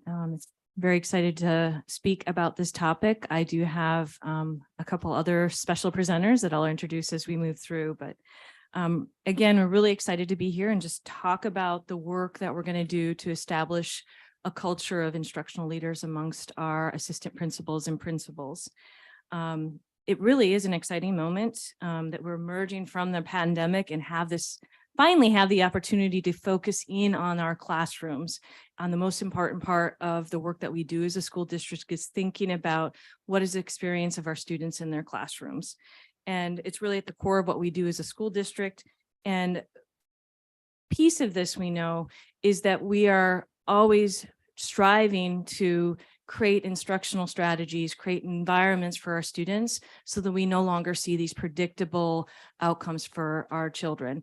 And one of the things that we want to mention about this effort, this initiative around creating instructional leadership amongst our principals and assistant principals, is it's very much aligned to our racial equity board policy. We want to create a classroom environment, district, schools that all students achieve regardless of their backgrounds. And we know that schools historically have not done a great job of this. So as part of the effort of increasing the instructional capacity of our leaders through some of the work that you've approved earlier this fall, we've put together the strategies in which we're going to do this initiative. So I want to speak a little bit about kind of the major themes, and Sabby and Pamela will go into further detail. But we're going to do three major shifts, thinking about uplifting. And we have some amazing teachers in our district. They absolutely embody our equity vision and mission, and they create environments that are warm, engaging, while providing students with rigorous, challenging educational experiences. Not all the classrooms are that way, and we know that. So part of this effort is for us to identify those classrooms, those practices, and uplift them. We'll do this through classroom visits, and we want to grow and honor those practices and then grow them across the district. From those bright spots, examples is what we're calling it, we're going to align them through the development of an instructional framework that allows us to identify what are the things that create a classroom that embody our work around becoming an anti-racist organization and embody our work to realize our equity vision and mission. And by creating an instructional framework that outlines that for us as a system, we're able to align across our schools, across our classrooms, so that precious time that we have with students is coherent across the system. And from there, we really truly will transform. So having an instructional framework will allow us to align our professional learning, our systems, our cultures, our MTSS systems, so that we're ensuring students enter schools and classrooms that really are coherent across. So I wanted to just bring us back to this equity vision mission. We committed to this almost 3 years ago, almost exactly 3 years ago, right before we shut down. And this work that we're launching tonight, that we're talking about tonight, is really part of our work to make this vision a reality. So unless we start to identify the practices that will make a difference for our students, we cannot make it a reality that they're going to be in a classroom that really validates, honors, respects them as the individuals. So again, I'm going to through this pretty high level, and Sabby and Pamela will speak a little bit further to it. But the first bit of uplifting is that we're doing classroom visits. We actually did our first round today at Peninsula High School, and we visited with administrators from across the district. We visited all of the classrooms essentially on the campus, and we started to do a bright spot inventory, essentially identifying all of the pieces of instruction that we saw there that we want to uplift and start our conversations around instruction as leaders. We've been working through a pandemic, which has distracted us from that core work. And so this is bringing us back to what we should be having conversations about, and that's about what's happening in the classroom. From there, we'll design an instructional framework to help align us to those practices that we know are most powerful to ensure our students have a challenging, rigorous, engaging, motivating educational experience. That also allows us to have a shared vision of what Tier 1 is. Basically, what's our vision of what all students should experience in the classroom? And then finally, transforming by aligning our professional learning, our growth systems to that instructional framework, which will allow us to have clarity of purpose around how we go about doing our professional learning, and then ultimately ensure our students have a common experience. This is a brief timeline. We'll have updates as we go along. This spring, we are engaging in these classroom visits. We'll have a draft development of that instructional framework. Next year, we'll implement the instructional framework, align it to our professional learning and classroom practices, continue with instructional rounds with even a deeper look at what's happening in our schools, and then build that the collaborative expertise of our teachers. Final year is just aligning that instructional framework with the professional learning as well as our teacher evaluation system. And I could continue on how those out years, but this is a multi-year process in order to ensure that we actually envision it. So I'm going to pass it over to Ms. Sabby Hopkins, who is going to speak further about this work.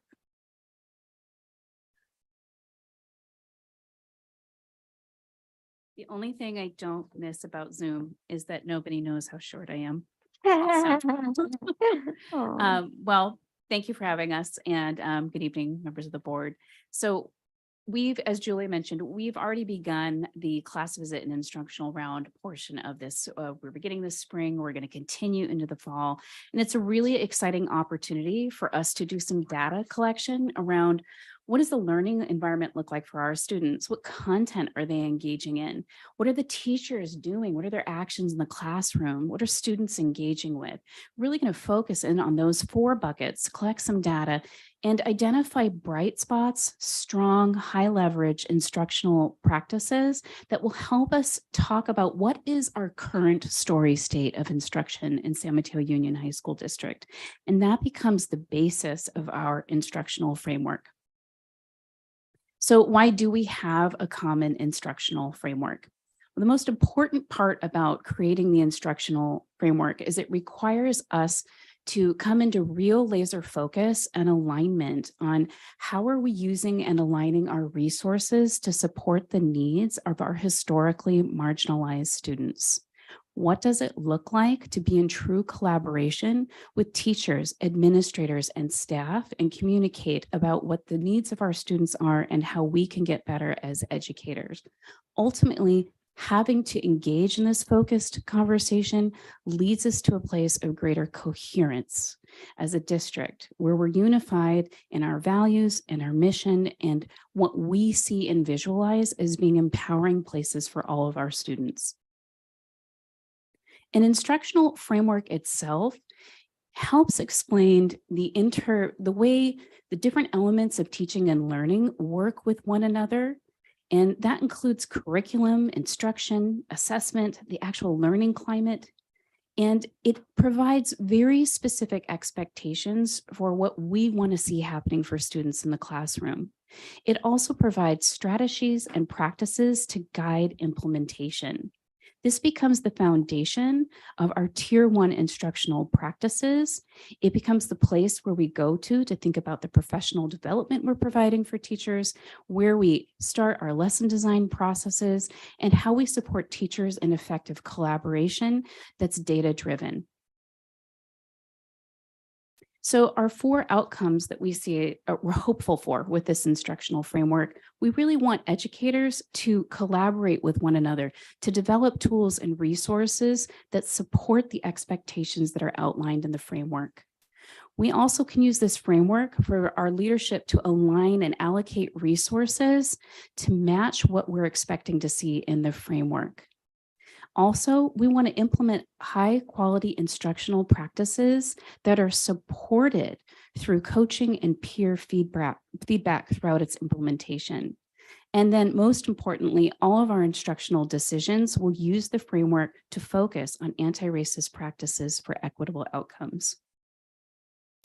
Almost all frameworks have a graphic representation, and as you'll notice, here are 3 very different examples of instructional frameworks.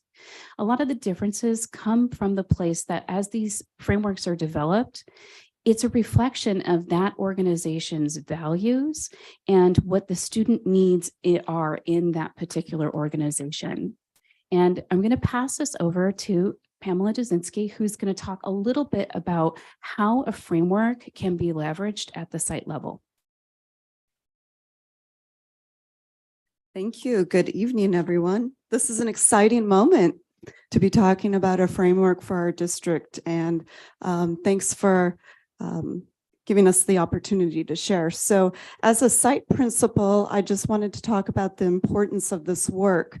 An instructional framework gives us as a district an opportunity to learn from each site about our school's best practices. It allows us to norm our teaching across the school sites and really zero in on high leverage practices, instructional practices that lead to equitable outcomes for all students. It gives us an opportunity to have a laser focus on our professional development and our resources to make sure that we are funneling PD and resources and training towards the instructional framework. I fully support the development of this work and the co-creation of this framework. That's one of the most important parts of this process, that we engage all stakeholders in creating this framework together. And that starts with uplifting the great practices that are happening that we see in our classrooms on a daily basis. And I know I speak for my principal colleagues when I say that being in classrooms is the juice that kind of keeps us going as educators, administrators especially. Some of the things that I see in the classroom on a daily level at Mills High School that could be included in an instructional framework include engagement of student voice, intentional collaborative groupings to accomplish a common task associated with a learning skill, the elevation of curriculum that's culturally responsive and pedagogy that's culturally responsive, and teacher feedback to the student on learning the skill. I did want to share out some of our work as a site from last Tuesday's professional development. And these are some examples of current tools that we're using at Mills High School with which to examine student work. Each teacher brought in a piece of completed student work, and then they got together in groups of 4 and used these tools to examine the completed student work. That includes the anti-racist teaching rubric, the ethnic studies tenets, and the graduate profile for Mills. Many of the teachers were able to reflect with their colleagues in a place of trust and really learn and reflect on the lesson and make connections between the student work and each of these frameworks. and to come up with ways to deepen the practice, to change the lesson, to drive the lesson forward for the next time. So these are some frameworks that have informed our professional development for the past several years. When I visit classrooms, I'm really looking for these best practices, and it helps me as a site administrator to give feedback, to give that instructional feedback to the teacher about what I want to see grow in their practice. So thank you for supporting this work, and I look forward to our journey. Thank you.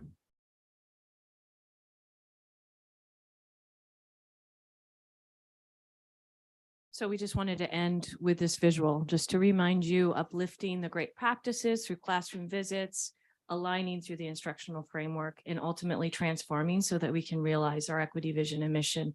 It is going to be a multi-year process, and it requires all of us, requires you to be engaged with us around this work, as well as all of our educators in the classroom, our assistant principals, but I think I can speak for most everyone that being in the classroom, supporting the work there is very invigorating, and it's why we're here. So with that, turn it over to you. Yeah.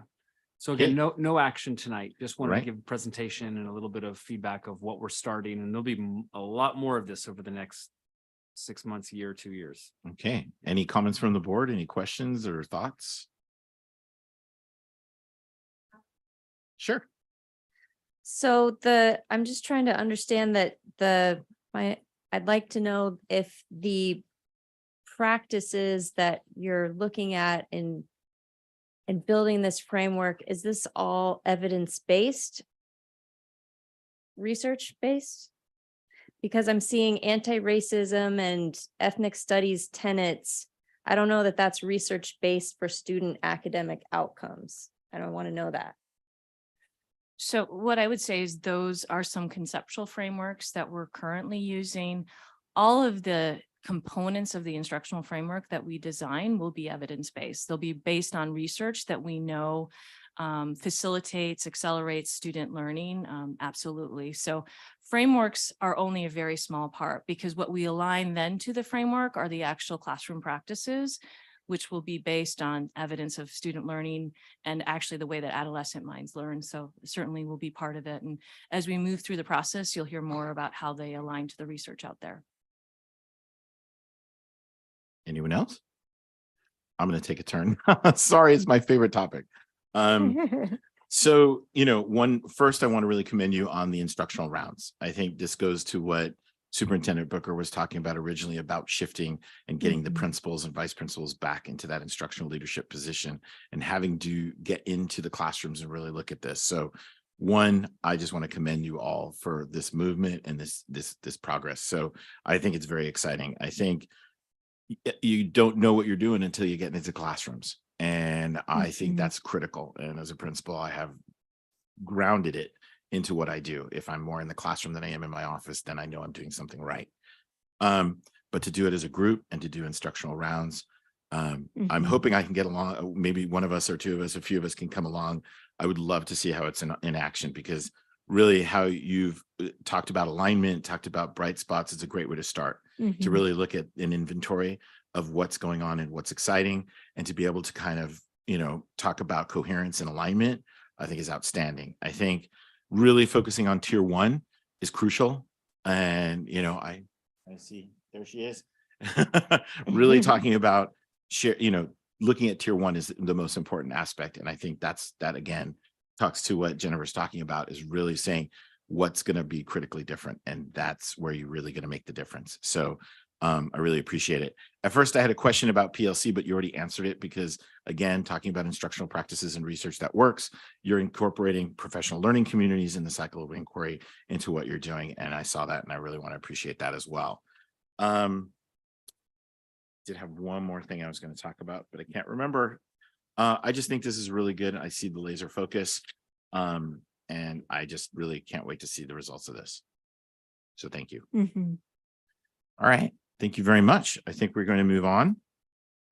Without further ado, we're going into our Next item, which is passing of the governor's bill for tuition. And I hear we have a special guest. Hi. Hi, how are you? Can you hear me okay? Yes, I'm going to turn it Great. over to Superintendent Booker to introduce you, but Yeah. this well, will- hey, okay. I don't want to take anybody's steam away. No worries, no worries. Well, first of all, I want to say thank you so much, Superintendent Booker, trustees, educators in the room for giving us this opportunity. My name is Jennifer Taylor Mendoza, and I'm the president of College of San Mateo. And I just want to, oh, thank you.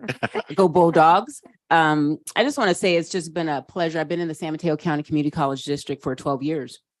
And had the pleasure of working, of course, with Superintendent Skelly as well. And it's been just, and my predecessor too. And it's just been a beautiful partnership. And so I want to just start by saying that. And I also want to say that we appreciated the conversation that had today and would love to be in partnership. You know, San Mateo is 100 years. We celebrated our centennial. And we too are on this journey of anti-racism and really understanding what generational, you know, systemic change looks like through looking at our families and our communities as well. And I'm proud to say that our ethnic studies program was put in place in 1969. 1969. And there's some beauty around the student voices that sort of came out and the advocacy that happened to get us where we are. And it is a journey. And so I would love to be in partnership. We have an amazing ethnic studies program, 3 wonderful full-time faculty. So as we get there, you can think about there could be some opportunities to partner. I will. Let's see. There we go. There we go. Okay, so today I'm going to talk about SB, and that's 893. I'm looking at 398. I'm looking, that's wrong. Yeah, SB 893. And this is legislation that passed in November. And I really want to thank the work of Senator Josh Becker, our San Mateo County Community College District trustees, all the faculty, and staff that were involved with and the students really getting this movement, this legislation passed. So drop the fees. College of San Mateo is free, and the entire district is really what we are doing. The legislation allows for our district to use our unrestricted general funds to waive student enrollment fees. And it's amazing to be able to give education and give access and opportunity to those students who need it the most. And is what we're talking about when we talk about generational change and how do you begin to look at populations who have been underserved in our county, right? And so this is for all San Mateo County residents. And it's really exciting that we've started this in this spring in January. We are seeing increase in enrollment. We are up 16%, which is really great because we've been sort of on this precipitous decline. And so we are really excited about the work that we are doing. We are intentional in how we are designing courses. We are intentional in how we are reaching out to communities who have not had the opportunity to engage with us in a way that we had hoped, right? That we'd like. So it's been really exciting. So we're gonna get through the presentation. If you have more questions, we can talk about that. This program also allows for some students even to have, opportunities to receive books and other things, whether there's, food insecurity or even there's other things that are technology. And so it's really holistic in its approach, and it's just amazing. College used to be free, and now it is again in San Mateo County. So very excited about that. I mentioned that I've been in the district for 12 years. Of those 12 years, 8 years are at College of San Mateo, and this is my second year as president. And one of the things that was really, really important for me that I realized in looking at our 100 years and really assessing the organization and the division is that we needed to do more with our economic development. And so I am proud to say that we are developing an infrastructure, and we hired a wonderful executive director who you're going to hear, who's going to be sharing some comments shortly on Andrea Visner, who is our executive director who's leading up this division. We put this position in place in August, and it's really focusing on both internal and external partnerships. So examining and doing research on early access to college and what does that mean for the College of San Mateo, dual enrollment efforts, and I'll have her talk a little bit about that, concurrent enrollment in middle college as well. And so this division is a game changer for us, understanding what it means to have really, intentional relationships and partners with employers, answering the question, what does it mean to be a talent development institution where you are developing the talent to send out to the region to really raise not only the consciousness, but the viability of the community, right? We all know that the Bay Area is very expensive to live. So how do we make sure that we're ensuring that we have certificates, associate's degree that are aligned to high wage jobs, right? And so this is what this division, this office is really working on. And it's been really exciting to really think about our next 5 years, 10 years as you reach your centennial. So at this moment, I'll give Andrea a chance to just provide some more content. Thank you, Dr. Taylor Mendoza. It's always fun when you get to follow the person who's much taller than you. A couple points of clarity. I am not 100 years old, and I am excited. I'm just joking. The college is 100 years old, but we are thrilled to just be able to lift a couple of the things that I've had the privilege of being able to work on with your district. Dr. Taylor Mendoza mentioned dual enrollment. There has been incredible leadership in this district through the assistance of Dr. Kemke, as well as Brian Simmons and Lisa Locks. I have had the luxury of working with them for over 5 years and building systems around early access to college. And I am continually blown away by this district and the work that you're doing around anti-racism and really looking at what does it mean to connect folks to college who don't necessarily see themselves as going to college. And so we have really focused on a framework as we look at this partnership. It's not just increasing more AP courses, which I think sometimes can often be kind of misconstrued when you talk about early access or dual enrollment or concurrent enrollment. It's really thinking about what are we doing around the systems that are needed to design programming that is dynamic and serving of all students. And so some of the key areas that we're focusing on is what does collaboration look like that has thoughtful communication and really value for both stakeholders. We are also looking at curriculum delivery and quality teaching and learning. So I really appreciated the discussion tonight around that and just look forward to the work that we'll do in this partnership. In addition to that, faculty and partner teacher recruitment, making sure that we have the right folks teaching the right things, but more importantly, that we're honoring the great work of your high school teachers. I once got to teach at San Mateo High. I had taught high school for 9 years, and I know the incredible work that high school teachers are doing. And so it was such a great thing in the community college space to be able to introduce that message and really begin that collaborative relationship development. And then really focusing on retention, student success, and really thinking about what does our parent-family engagement look like, and really communicating thoroughly with students the options that they have available to them in their community. With that, I'll just move into the next slide. We are focusing on a couple of areas that have, this incredible opportunity for high impact. The Empowerment Through Action program at Hillsdale High. I've had the privilege of working with Brett over at the co-principal there, and the Police Activities League. I know there's some folks in the audience. And so really beginning to understand how we can embed college credit. We see an incredible amount of leadership and a lot of learning and identity development that's happening in that space. And so we are really excited with being able to move forward with offering some college credit in that experience.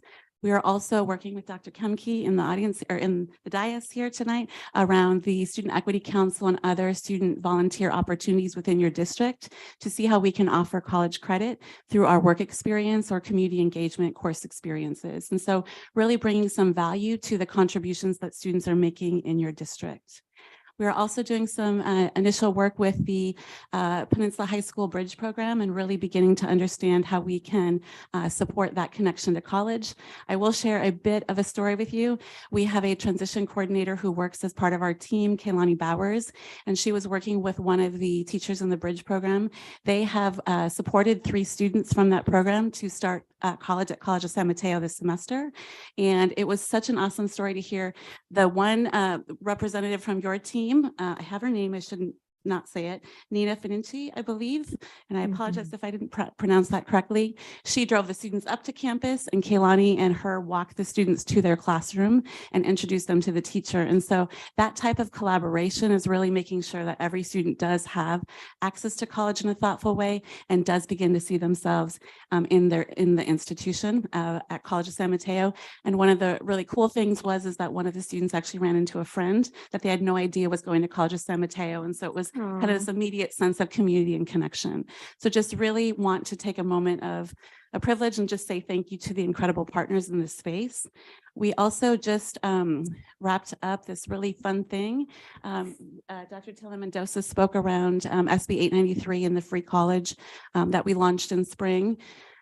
We took an opportunity to say, you know what, we're going to have a back to school block party. We think it's really important not to just be fun, but also to build community and connection and a sense of inclusion. We feel at the College of San Mateo that it is the community's college. And so we brought together folks to engage in a lot of interactive experiences with programs and instructors across campus, nearly 50 of them. And we had over 500 participants who attended, and 100 students from the ETA program came up to the block party and engaged in our campus. So I will leave you really quickly with the video, but do really want to extend our appreciation to also Don Scatina in the audience, who is the principal of our middle college program. And I have the great privilege of being able to support, as well as Principal Dzinski, and I always say it wrong, but I have had the privilege of working with her for at least 5 years, and she's been leading incredible work around dual enrollment and really embracing the principal's role in creating spaces for that work. And so I will leave you with the video and just thank you for your time tonight. Thank you. And hopefully I can push all that. Welcome to our inaugural block party.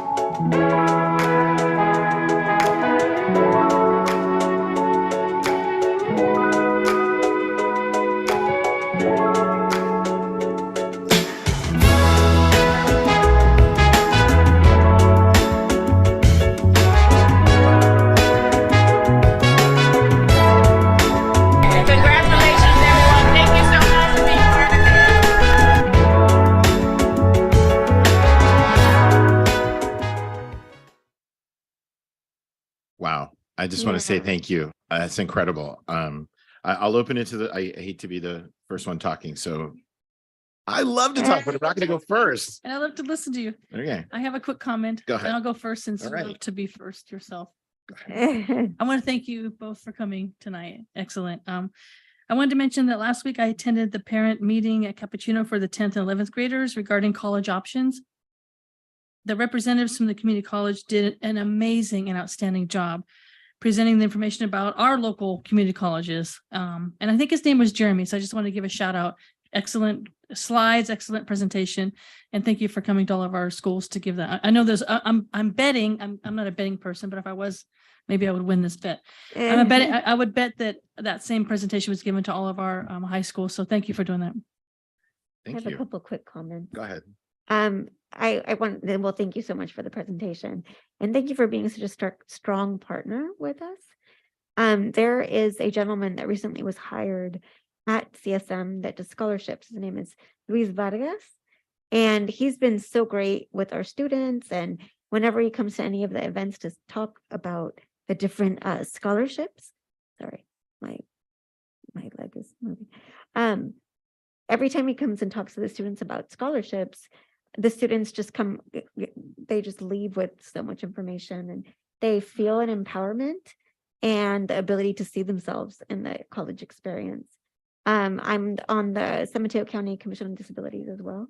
And we had our annual transition fair for students with disabilities that are transitioning into adulthood. And he also came to that as well. And so it was nice to see how versatile, and I know your disability studies, or excuse me, disability services program is really strong too. So just thank you for being so strong and supportive. Go ahead, Bob. Okay, well, I better use the air in the room before you speak. So thank you. I'm just getting a bad rap tonight. I want to thank you for making a presentation. I'm probably the only bulldog up here. I'm a bulldog. Okay, as Yeah. two of us. Now I can say, however, Across the skyline. now I can say this, I'm the only bulldog that was there in 1969 in the ethnic Yeah, studies that's true. classes. So Wow. I think Dr. Crawford might, no, he wasn't there yet. Trying to think if he was, because I've been knowing him forever. But anyway, we've had some successes that we can celebrate, but I really look forward to continuing to build up our partnership and increasing the successes. I know my nephew who went to Hillsdale took advantage of the college, the San Mateo, every chance he got for dual enrollment, and also for when he went away to college and paying real high tuition every time he came home in the summer. He found classes to take at College of San Mateo to help him get out of school quicker and B, get out of there cheaper.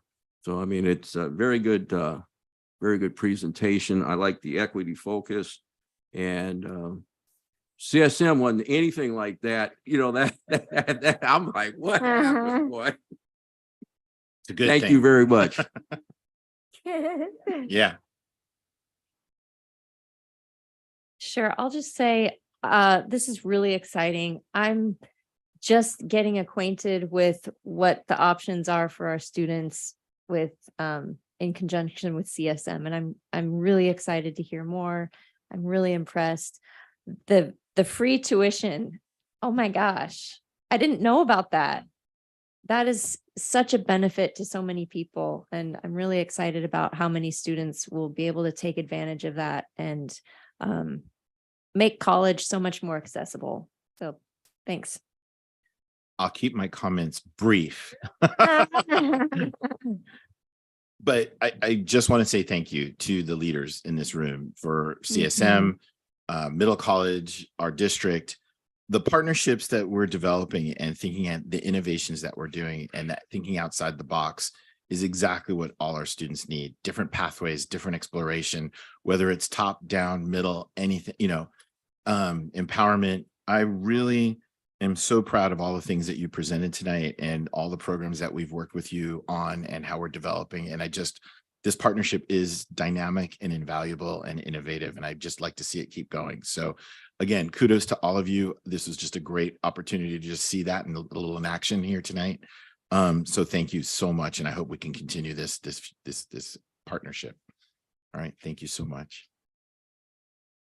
All right. I tried. Thank you. Thank you again for so coming. much for being Thank you. here. All right. Moving on, we are getting down to Division of Student Services. So Superintendent Booker, I think I'm handing it over to you. And I'm going to hand it right over to Mr. Scatena. Ah, there we go. We're going to talk middle college. No, we're going to talk enrollment. Oh, we could talk middle college all night if you like. And there they go. Okay. Yeah. But yeah, always great. Always hard to follow Jennifer Taylor Mendoza in a presentation. And but we're doing great things up at the College of San Mateo, and especially in middle college.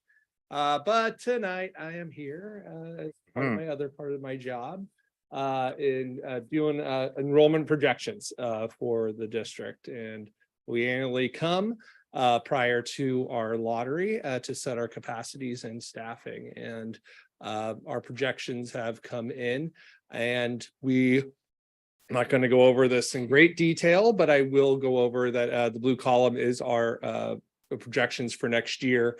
Understand that we project about 2,000 incoming freshmen. And you can see the important thing on this slide is to look at the 22 graduating class and compare that to the 23 coming in.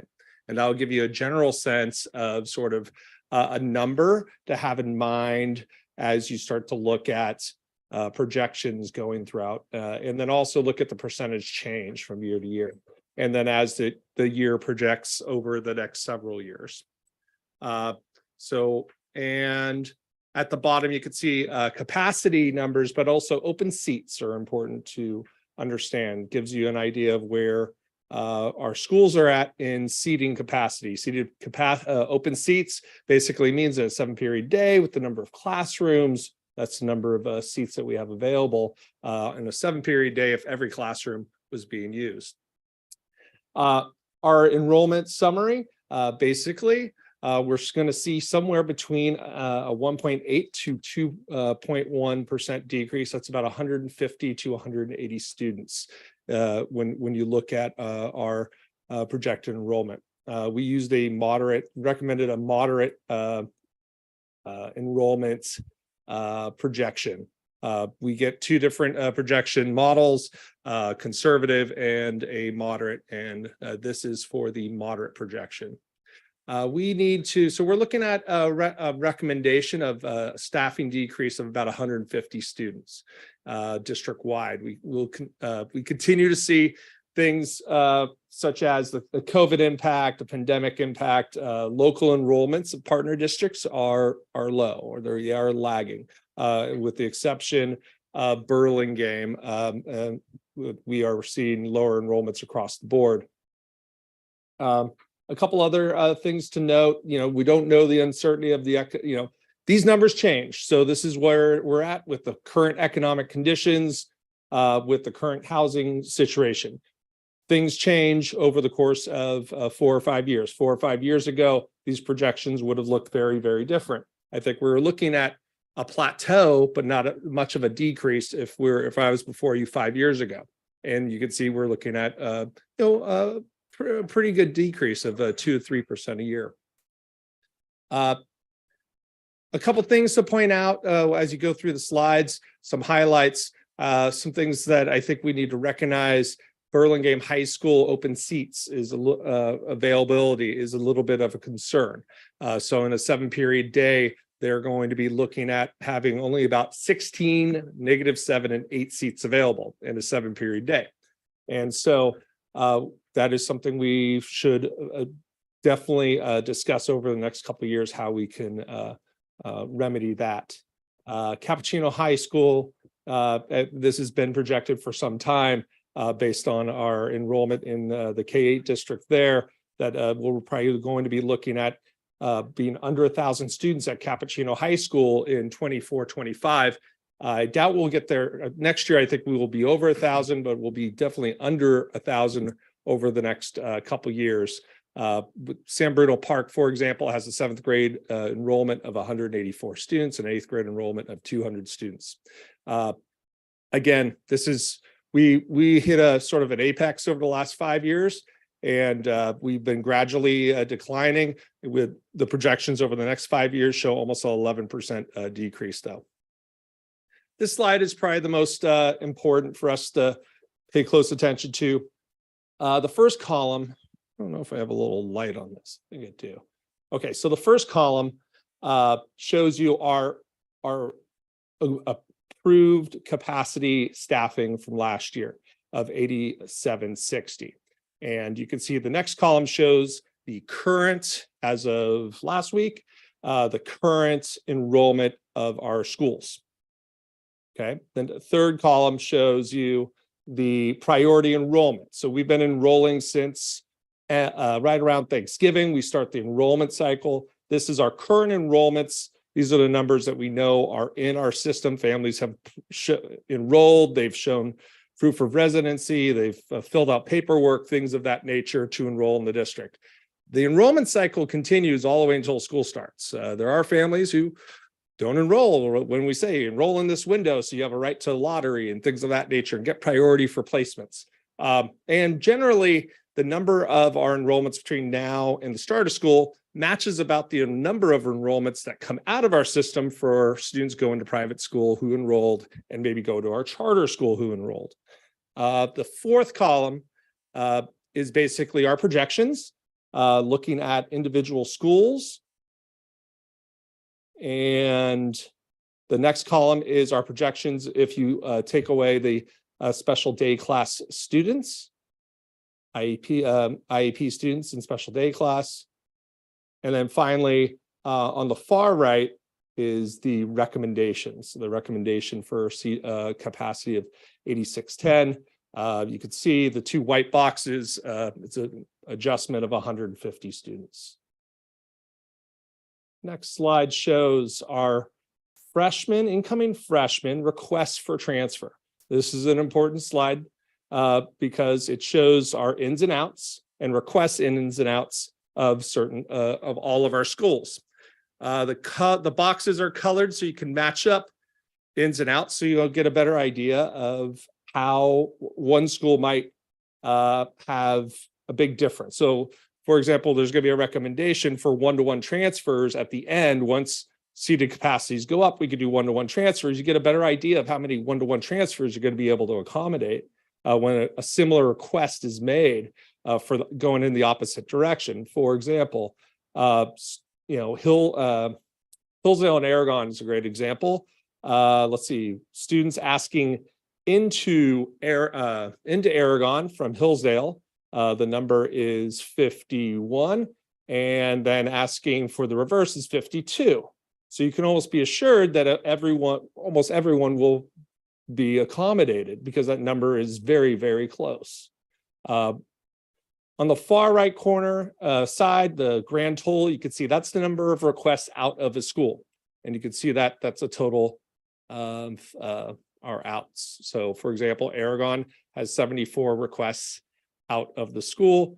And then the top portion going down, so the bottom of the matrix there, you can see Aragon, there are 192 requests into Aragon. Okay. And that gives you a grand total of our freshman requests, 530 transfers, which is about one out of every 4 families asks for a transfer in our district. Generally, we accommodate anywhere from 80, we've been as high as 94% of our families in the last 10 years meeting their requests. So the recommendation is to use the moderate model for enrollment projections that allow more enrollment capacity staffing checks throughout the spring, up or down, whatever we need. Decrease overall staffing capacity from 8760 to 8610, about 150 students. Specifically looking at decreasing at all of our comprehensive high schools except Burlingame with a slight increase of 20 students to accommodate their uptick. They're, I think, the only school in the district that's going to show some growth over the next 5 years. Finally, our lottery and intra-district transfer process. We will have our lottery on Thursday of next week. Once we set these capacities, we'll continue to enroll up through tomorrow afternoon. Transfers are permitted for requests all the way up till tomorrow afternoon. Permit all sibling transfers. So a sibling at school, we automatically will transfer them. They do not have to go through the process, but they do count towards our transfer percentage. Allow 25 lottery spots per site per board policy. We brought that policy to the board in November and it was approved. Then we will transfer up to our capacity. We will guarantee transfers of all upperclassmen. So all 10th to 12th graders who want to go to a different school, we will permit it. And we do that. We've been doing that for many years. One, the number is not great. It's under 100. Two, students have their own reasons for wanting to transfer. Most of those students are students who transferred to another area within our district. And so we just make sure that they can complete their high school career in the school that they're in.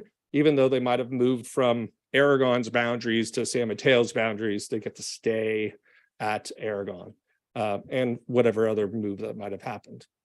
And then finally, we'll do one-to-one transfers once we're up to a reasonable capacity.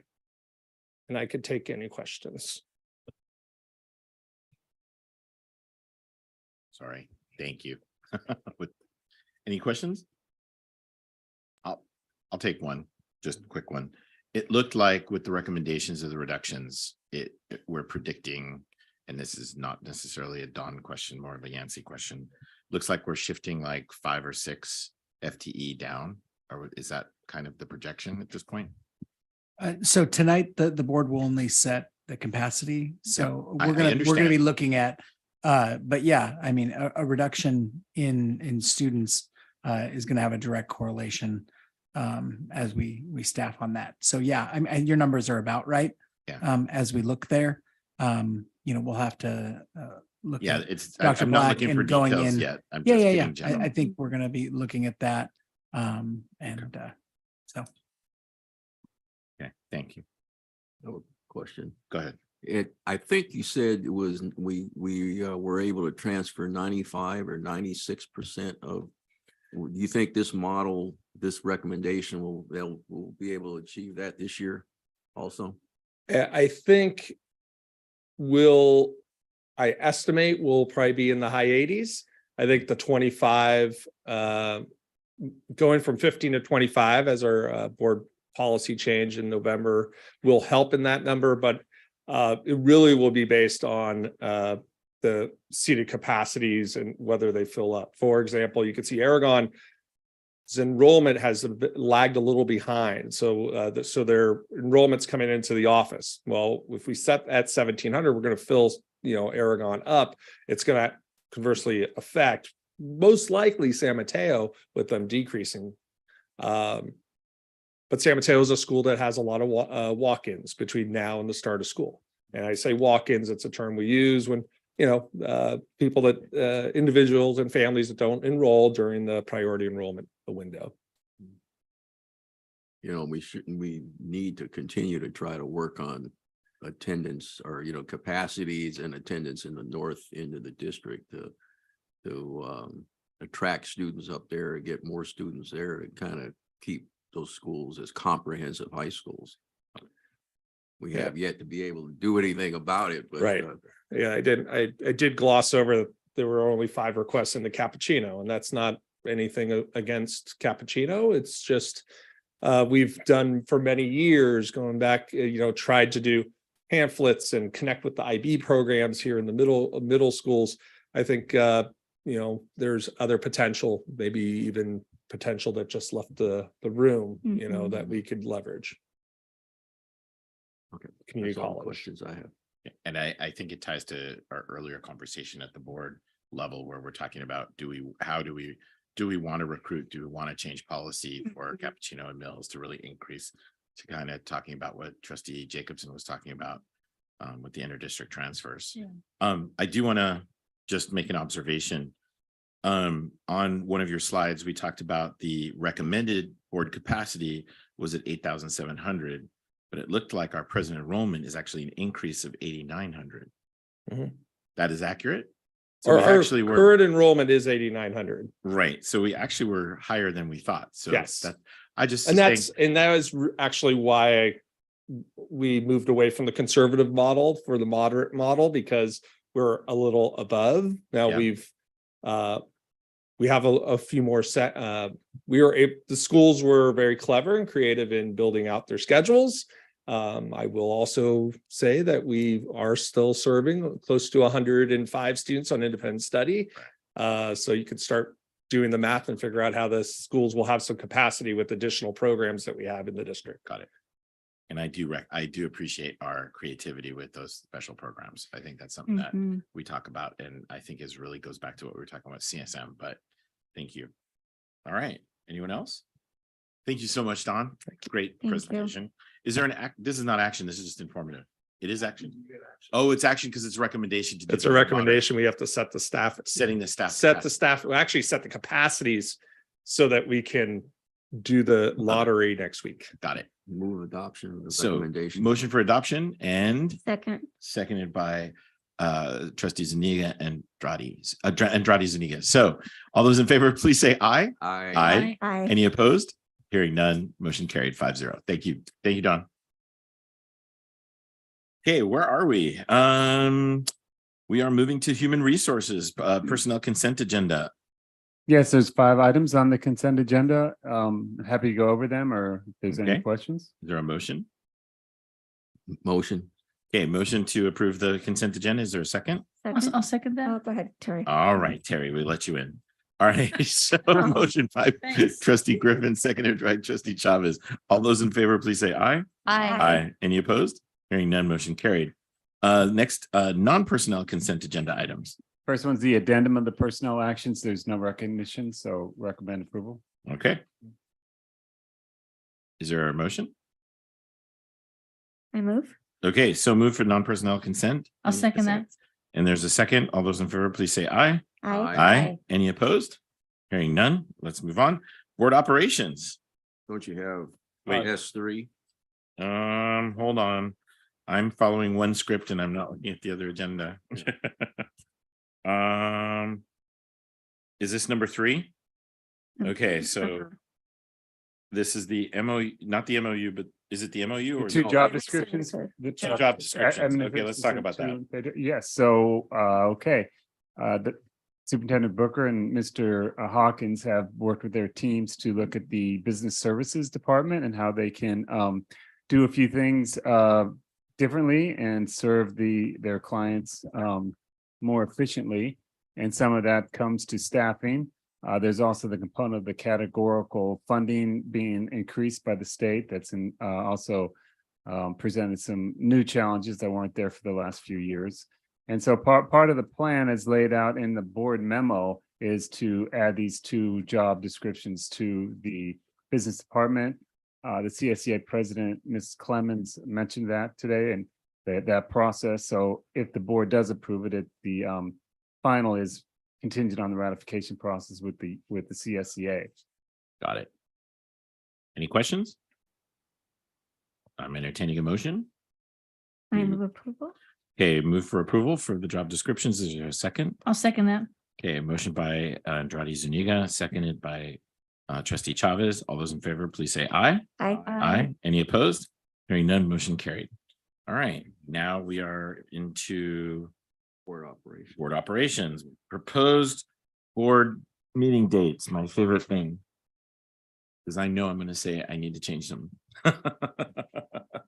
Sorry. Oh, is there? Okay. Okay, looking it over. You want to borrow Thoughts? ours, Greg? There, you just went by it. No, the sheet.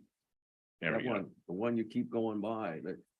Yeah. Greg, This that one. looks like this. Got it. I got it. I got it. It's late, I know. All right. Okay, so any thoughts, needs, changes?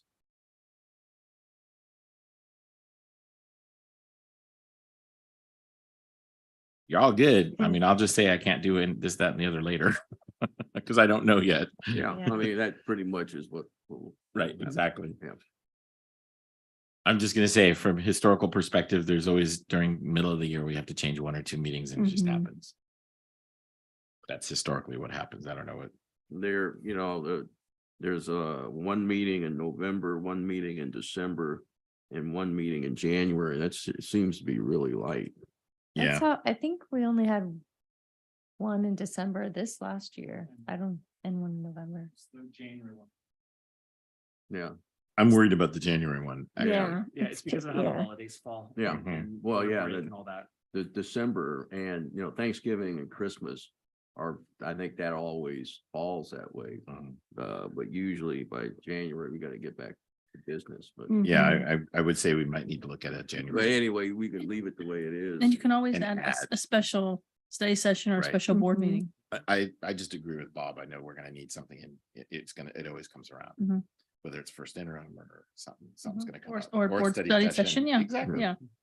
All right, so we're all kind of in agreement on that. So just keep that as a note. But Okay. anybody want to just approve the dates? I'll move approval. Okay, moving for approval by trustee Andrade Zuniga. I'll second that. seconded by trustee Griffin. All those in favor, please say aye. Aye. Aye. Any opposed? Hearing none, motion carried. Just teasing you. All right, moving on. Oh, this is really important. Okay, now something really. Is this really challenging the character? All right. Yeah, all no, right. what was that comment you made to me? Yeah. You want to vote? Okay, so who wants to present this? So this is for the CSBA Delegate Assembly. There's 3 positions, 3 people are running, and some dude named Greg Land is running again. So just so you know. If you were a little nicer, I would have made the motion. but- Oh man. See, I'm opening. See, I'll call on you first. I said, if you were nicer, I would have motioned to pass this Oh, as stated. God. Okay. Just kidding. And I Right. guess we can't have any write-ins. I think. we Sadly, you could. We could, huh? Okay, I'm losing it. Am I gonna have to pass the gavel Yeah, to no. Vice President? Trustee Griffin, through the chair, Trustee Griffin, I'd like to know what your idea was for a write-in. Just to aggravate the board president. That's right. I second that. I've Oh. lost complete I control at this think- point. I think we should vote. Challenge for- the chair? Yeah, no, Yeah, we oh. should vote for. Geez, I can hardly say it. Trustee Land. There you go. Yep. President Land. Sounds good. I second that. There's a second. I second that. What did you just mean? Do you want to do? Yeah, I mean, okay, yeah. 3. Yeah, well, yeah, we got 3 votes. Yeah. So. So motion by trustee Griffin, Right. second by trustee Chavez. Mhm. Got you in there. That's right. It's for Heather, Greg, and Kalima. Yep. All Mhm. those in favor, please say aye. Aye. Any opposed? All right, motion carried. You Man, got I'm lucky. losing You it. got lucky. I am losing What'd you it. get your gavel Wow. for? This is gonna be a tough election. You just I hit your might not gavel right win. now. What was that for? What was that for? That was for CSBA Delegate Assembly. You hit your gavel. That was Yeah, oh, no, because I thought we were done, but we're not. Yeah, that's. So now we have the review and discussion of specific board policies and administrative regulations. It's in there. Any comments, Dr. Black? No, Any if there's any thoughts? questions, I'll take Okay. and look them up. If there's anything on the administrative legislative policy. Anything major, any difference? They're all CSBA, They're right? all- Are mhm. are these like updating according to Yeah. new Mhm. laws? Yeah. Well, And it's usually, and the question I usually ask is it directed by CSBA? Because sometimes Right. we might do some adjustments or he might Oh, say right. something that's different. And we might change it within our own district, but Uh-huh. most of the time it's just, we just take what they. The they boilerplate. recommend. Yeah, They're yeah, changing the recommend. 'Cause Yeah. It's already been vetted through their attorneys for the most Yeah, part. yeah. Yeah, Yancy. Oh, I just wanted to make one note on the student fees. One was updated beyond what CSBA noted to clarify something. I just want to be really clear, but it was to clarify to use the exact language in the new law. But So the language, but we have higher fee. Is what you're saying? No. No. It was used to clarify and use the exact language Okay. from the legislation and not a general term. It used special education student and the exact language was a little bit different. And so we wanted to be very Made some clear adjustments. to use the language from the legislature. I'm glad you pointed that out. Yeah, So thanks. 3 and 4, is there any questions? If not, my recommendation is that these go on consent for the next board meeting. All right? Yeah. Okay. Sounds good. We'll put them on the consent agenda for next board meeting. Excellent. Thank you. Do we need to motion for that? No, I think that's just Okay. consensus. We're just putting it on consent and then we'll all vote. right. So it's kind of right. It's The the first yeah. reading and then now we're just Reading going and then- consent. Okay. And then consent's one is when we'll be voting on it officially. Okay. So the last thing is, anybody have requested board items? I was just gonna echo what Superintendent Booker had talked about with our whole discussion about putting a study session for ethnic studies. I think we need to do that, and I think it'd be open and important to do that. Anyone else for other items? I know that US history course of study, I think that needs to come back. Is that still on there? That's Yeah. still coming. Yeah, and ETS is coming in March, right? Sorry, ETS, ETS. oh my gosh, I don't even remember the acronym is. ETAs on our. ETA, sorry. I always say that, I'm What is sorry. that Thank you. acronym, please? Empowerment Action, it's a program At Hillsdale. Hillsdale. At Hillsdale. So we'll be doing a Okay. presentation. And it was brought in up April. in the presentation. Is that in your weekly? Is that? Yes, yeah. Okay. ETS is the testing service. I always, So I when I always heard that, I say was like, that. oh, we're doing college Always. stuff? Oh my All right. gosh. Okay, yes. So we'll have a study session for ethnic studies. And then what did you say about the US history study session? That'll come later as well? Yeah. Well, we had said we were going to bring back the US course of study, US history course of study. So I thought that It's a was study session study and it session. didn't occur yet. Right. It has not occurred. I was just kind of reiterating, like, since we're talking about one, we should, the other Yeah. one needs to be put That in sounds there. good. Okay. Okay. Anything else? The student board rep stuff Okay. eventually. Eventually, we Thank got to you. get that back up. Mhm. Yep. And how it's going, and like an update at least. All right. Anything else? We could throw another joke at you, but I think we're kind of joked out. I Right, think, Mr. Griffin? I think I'm Yeah. quite done and ready for an adjournment. So Yeah. that's it. Yeah. No more jokes at my behalf. All right. Yeah. See ya. Okay. Good night. Meeting adjourned. Thank you, everyone.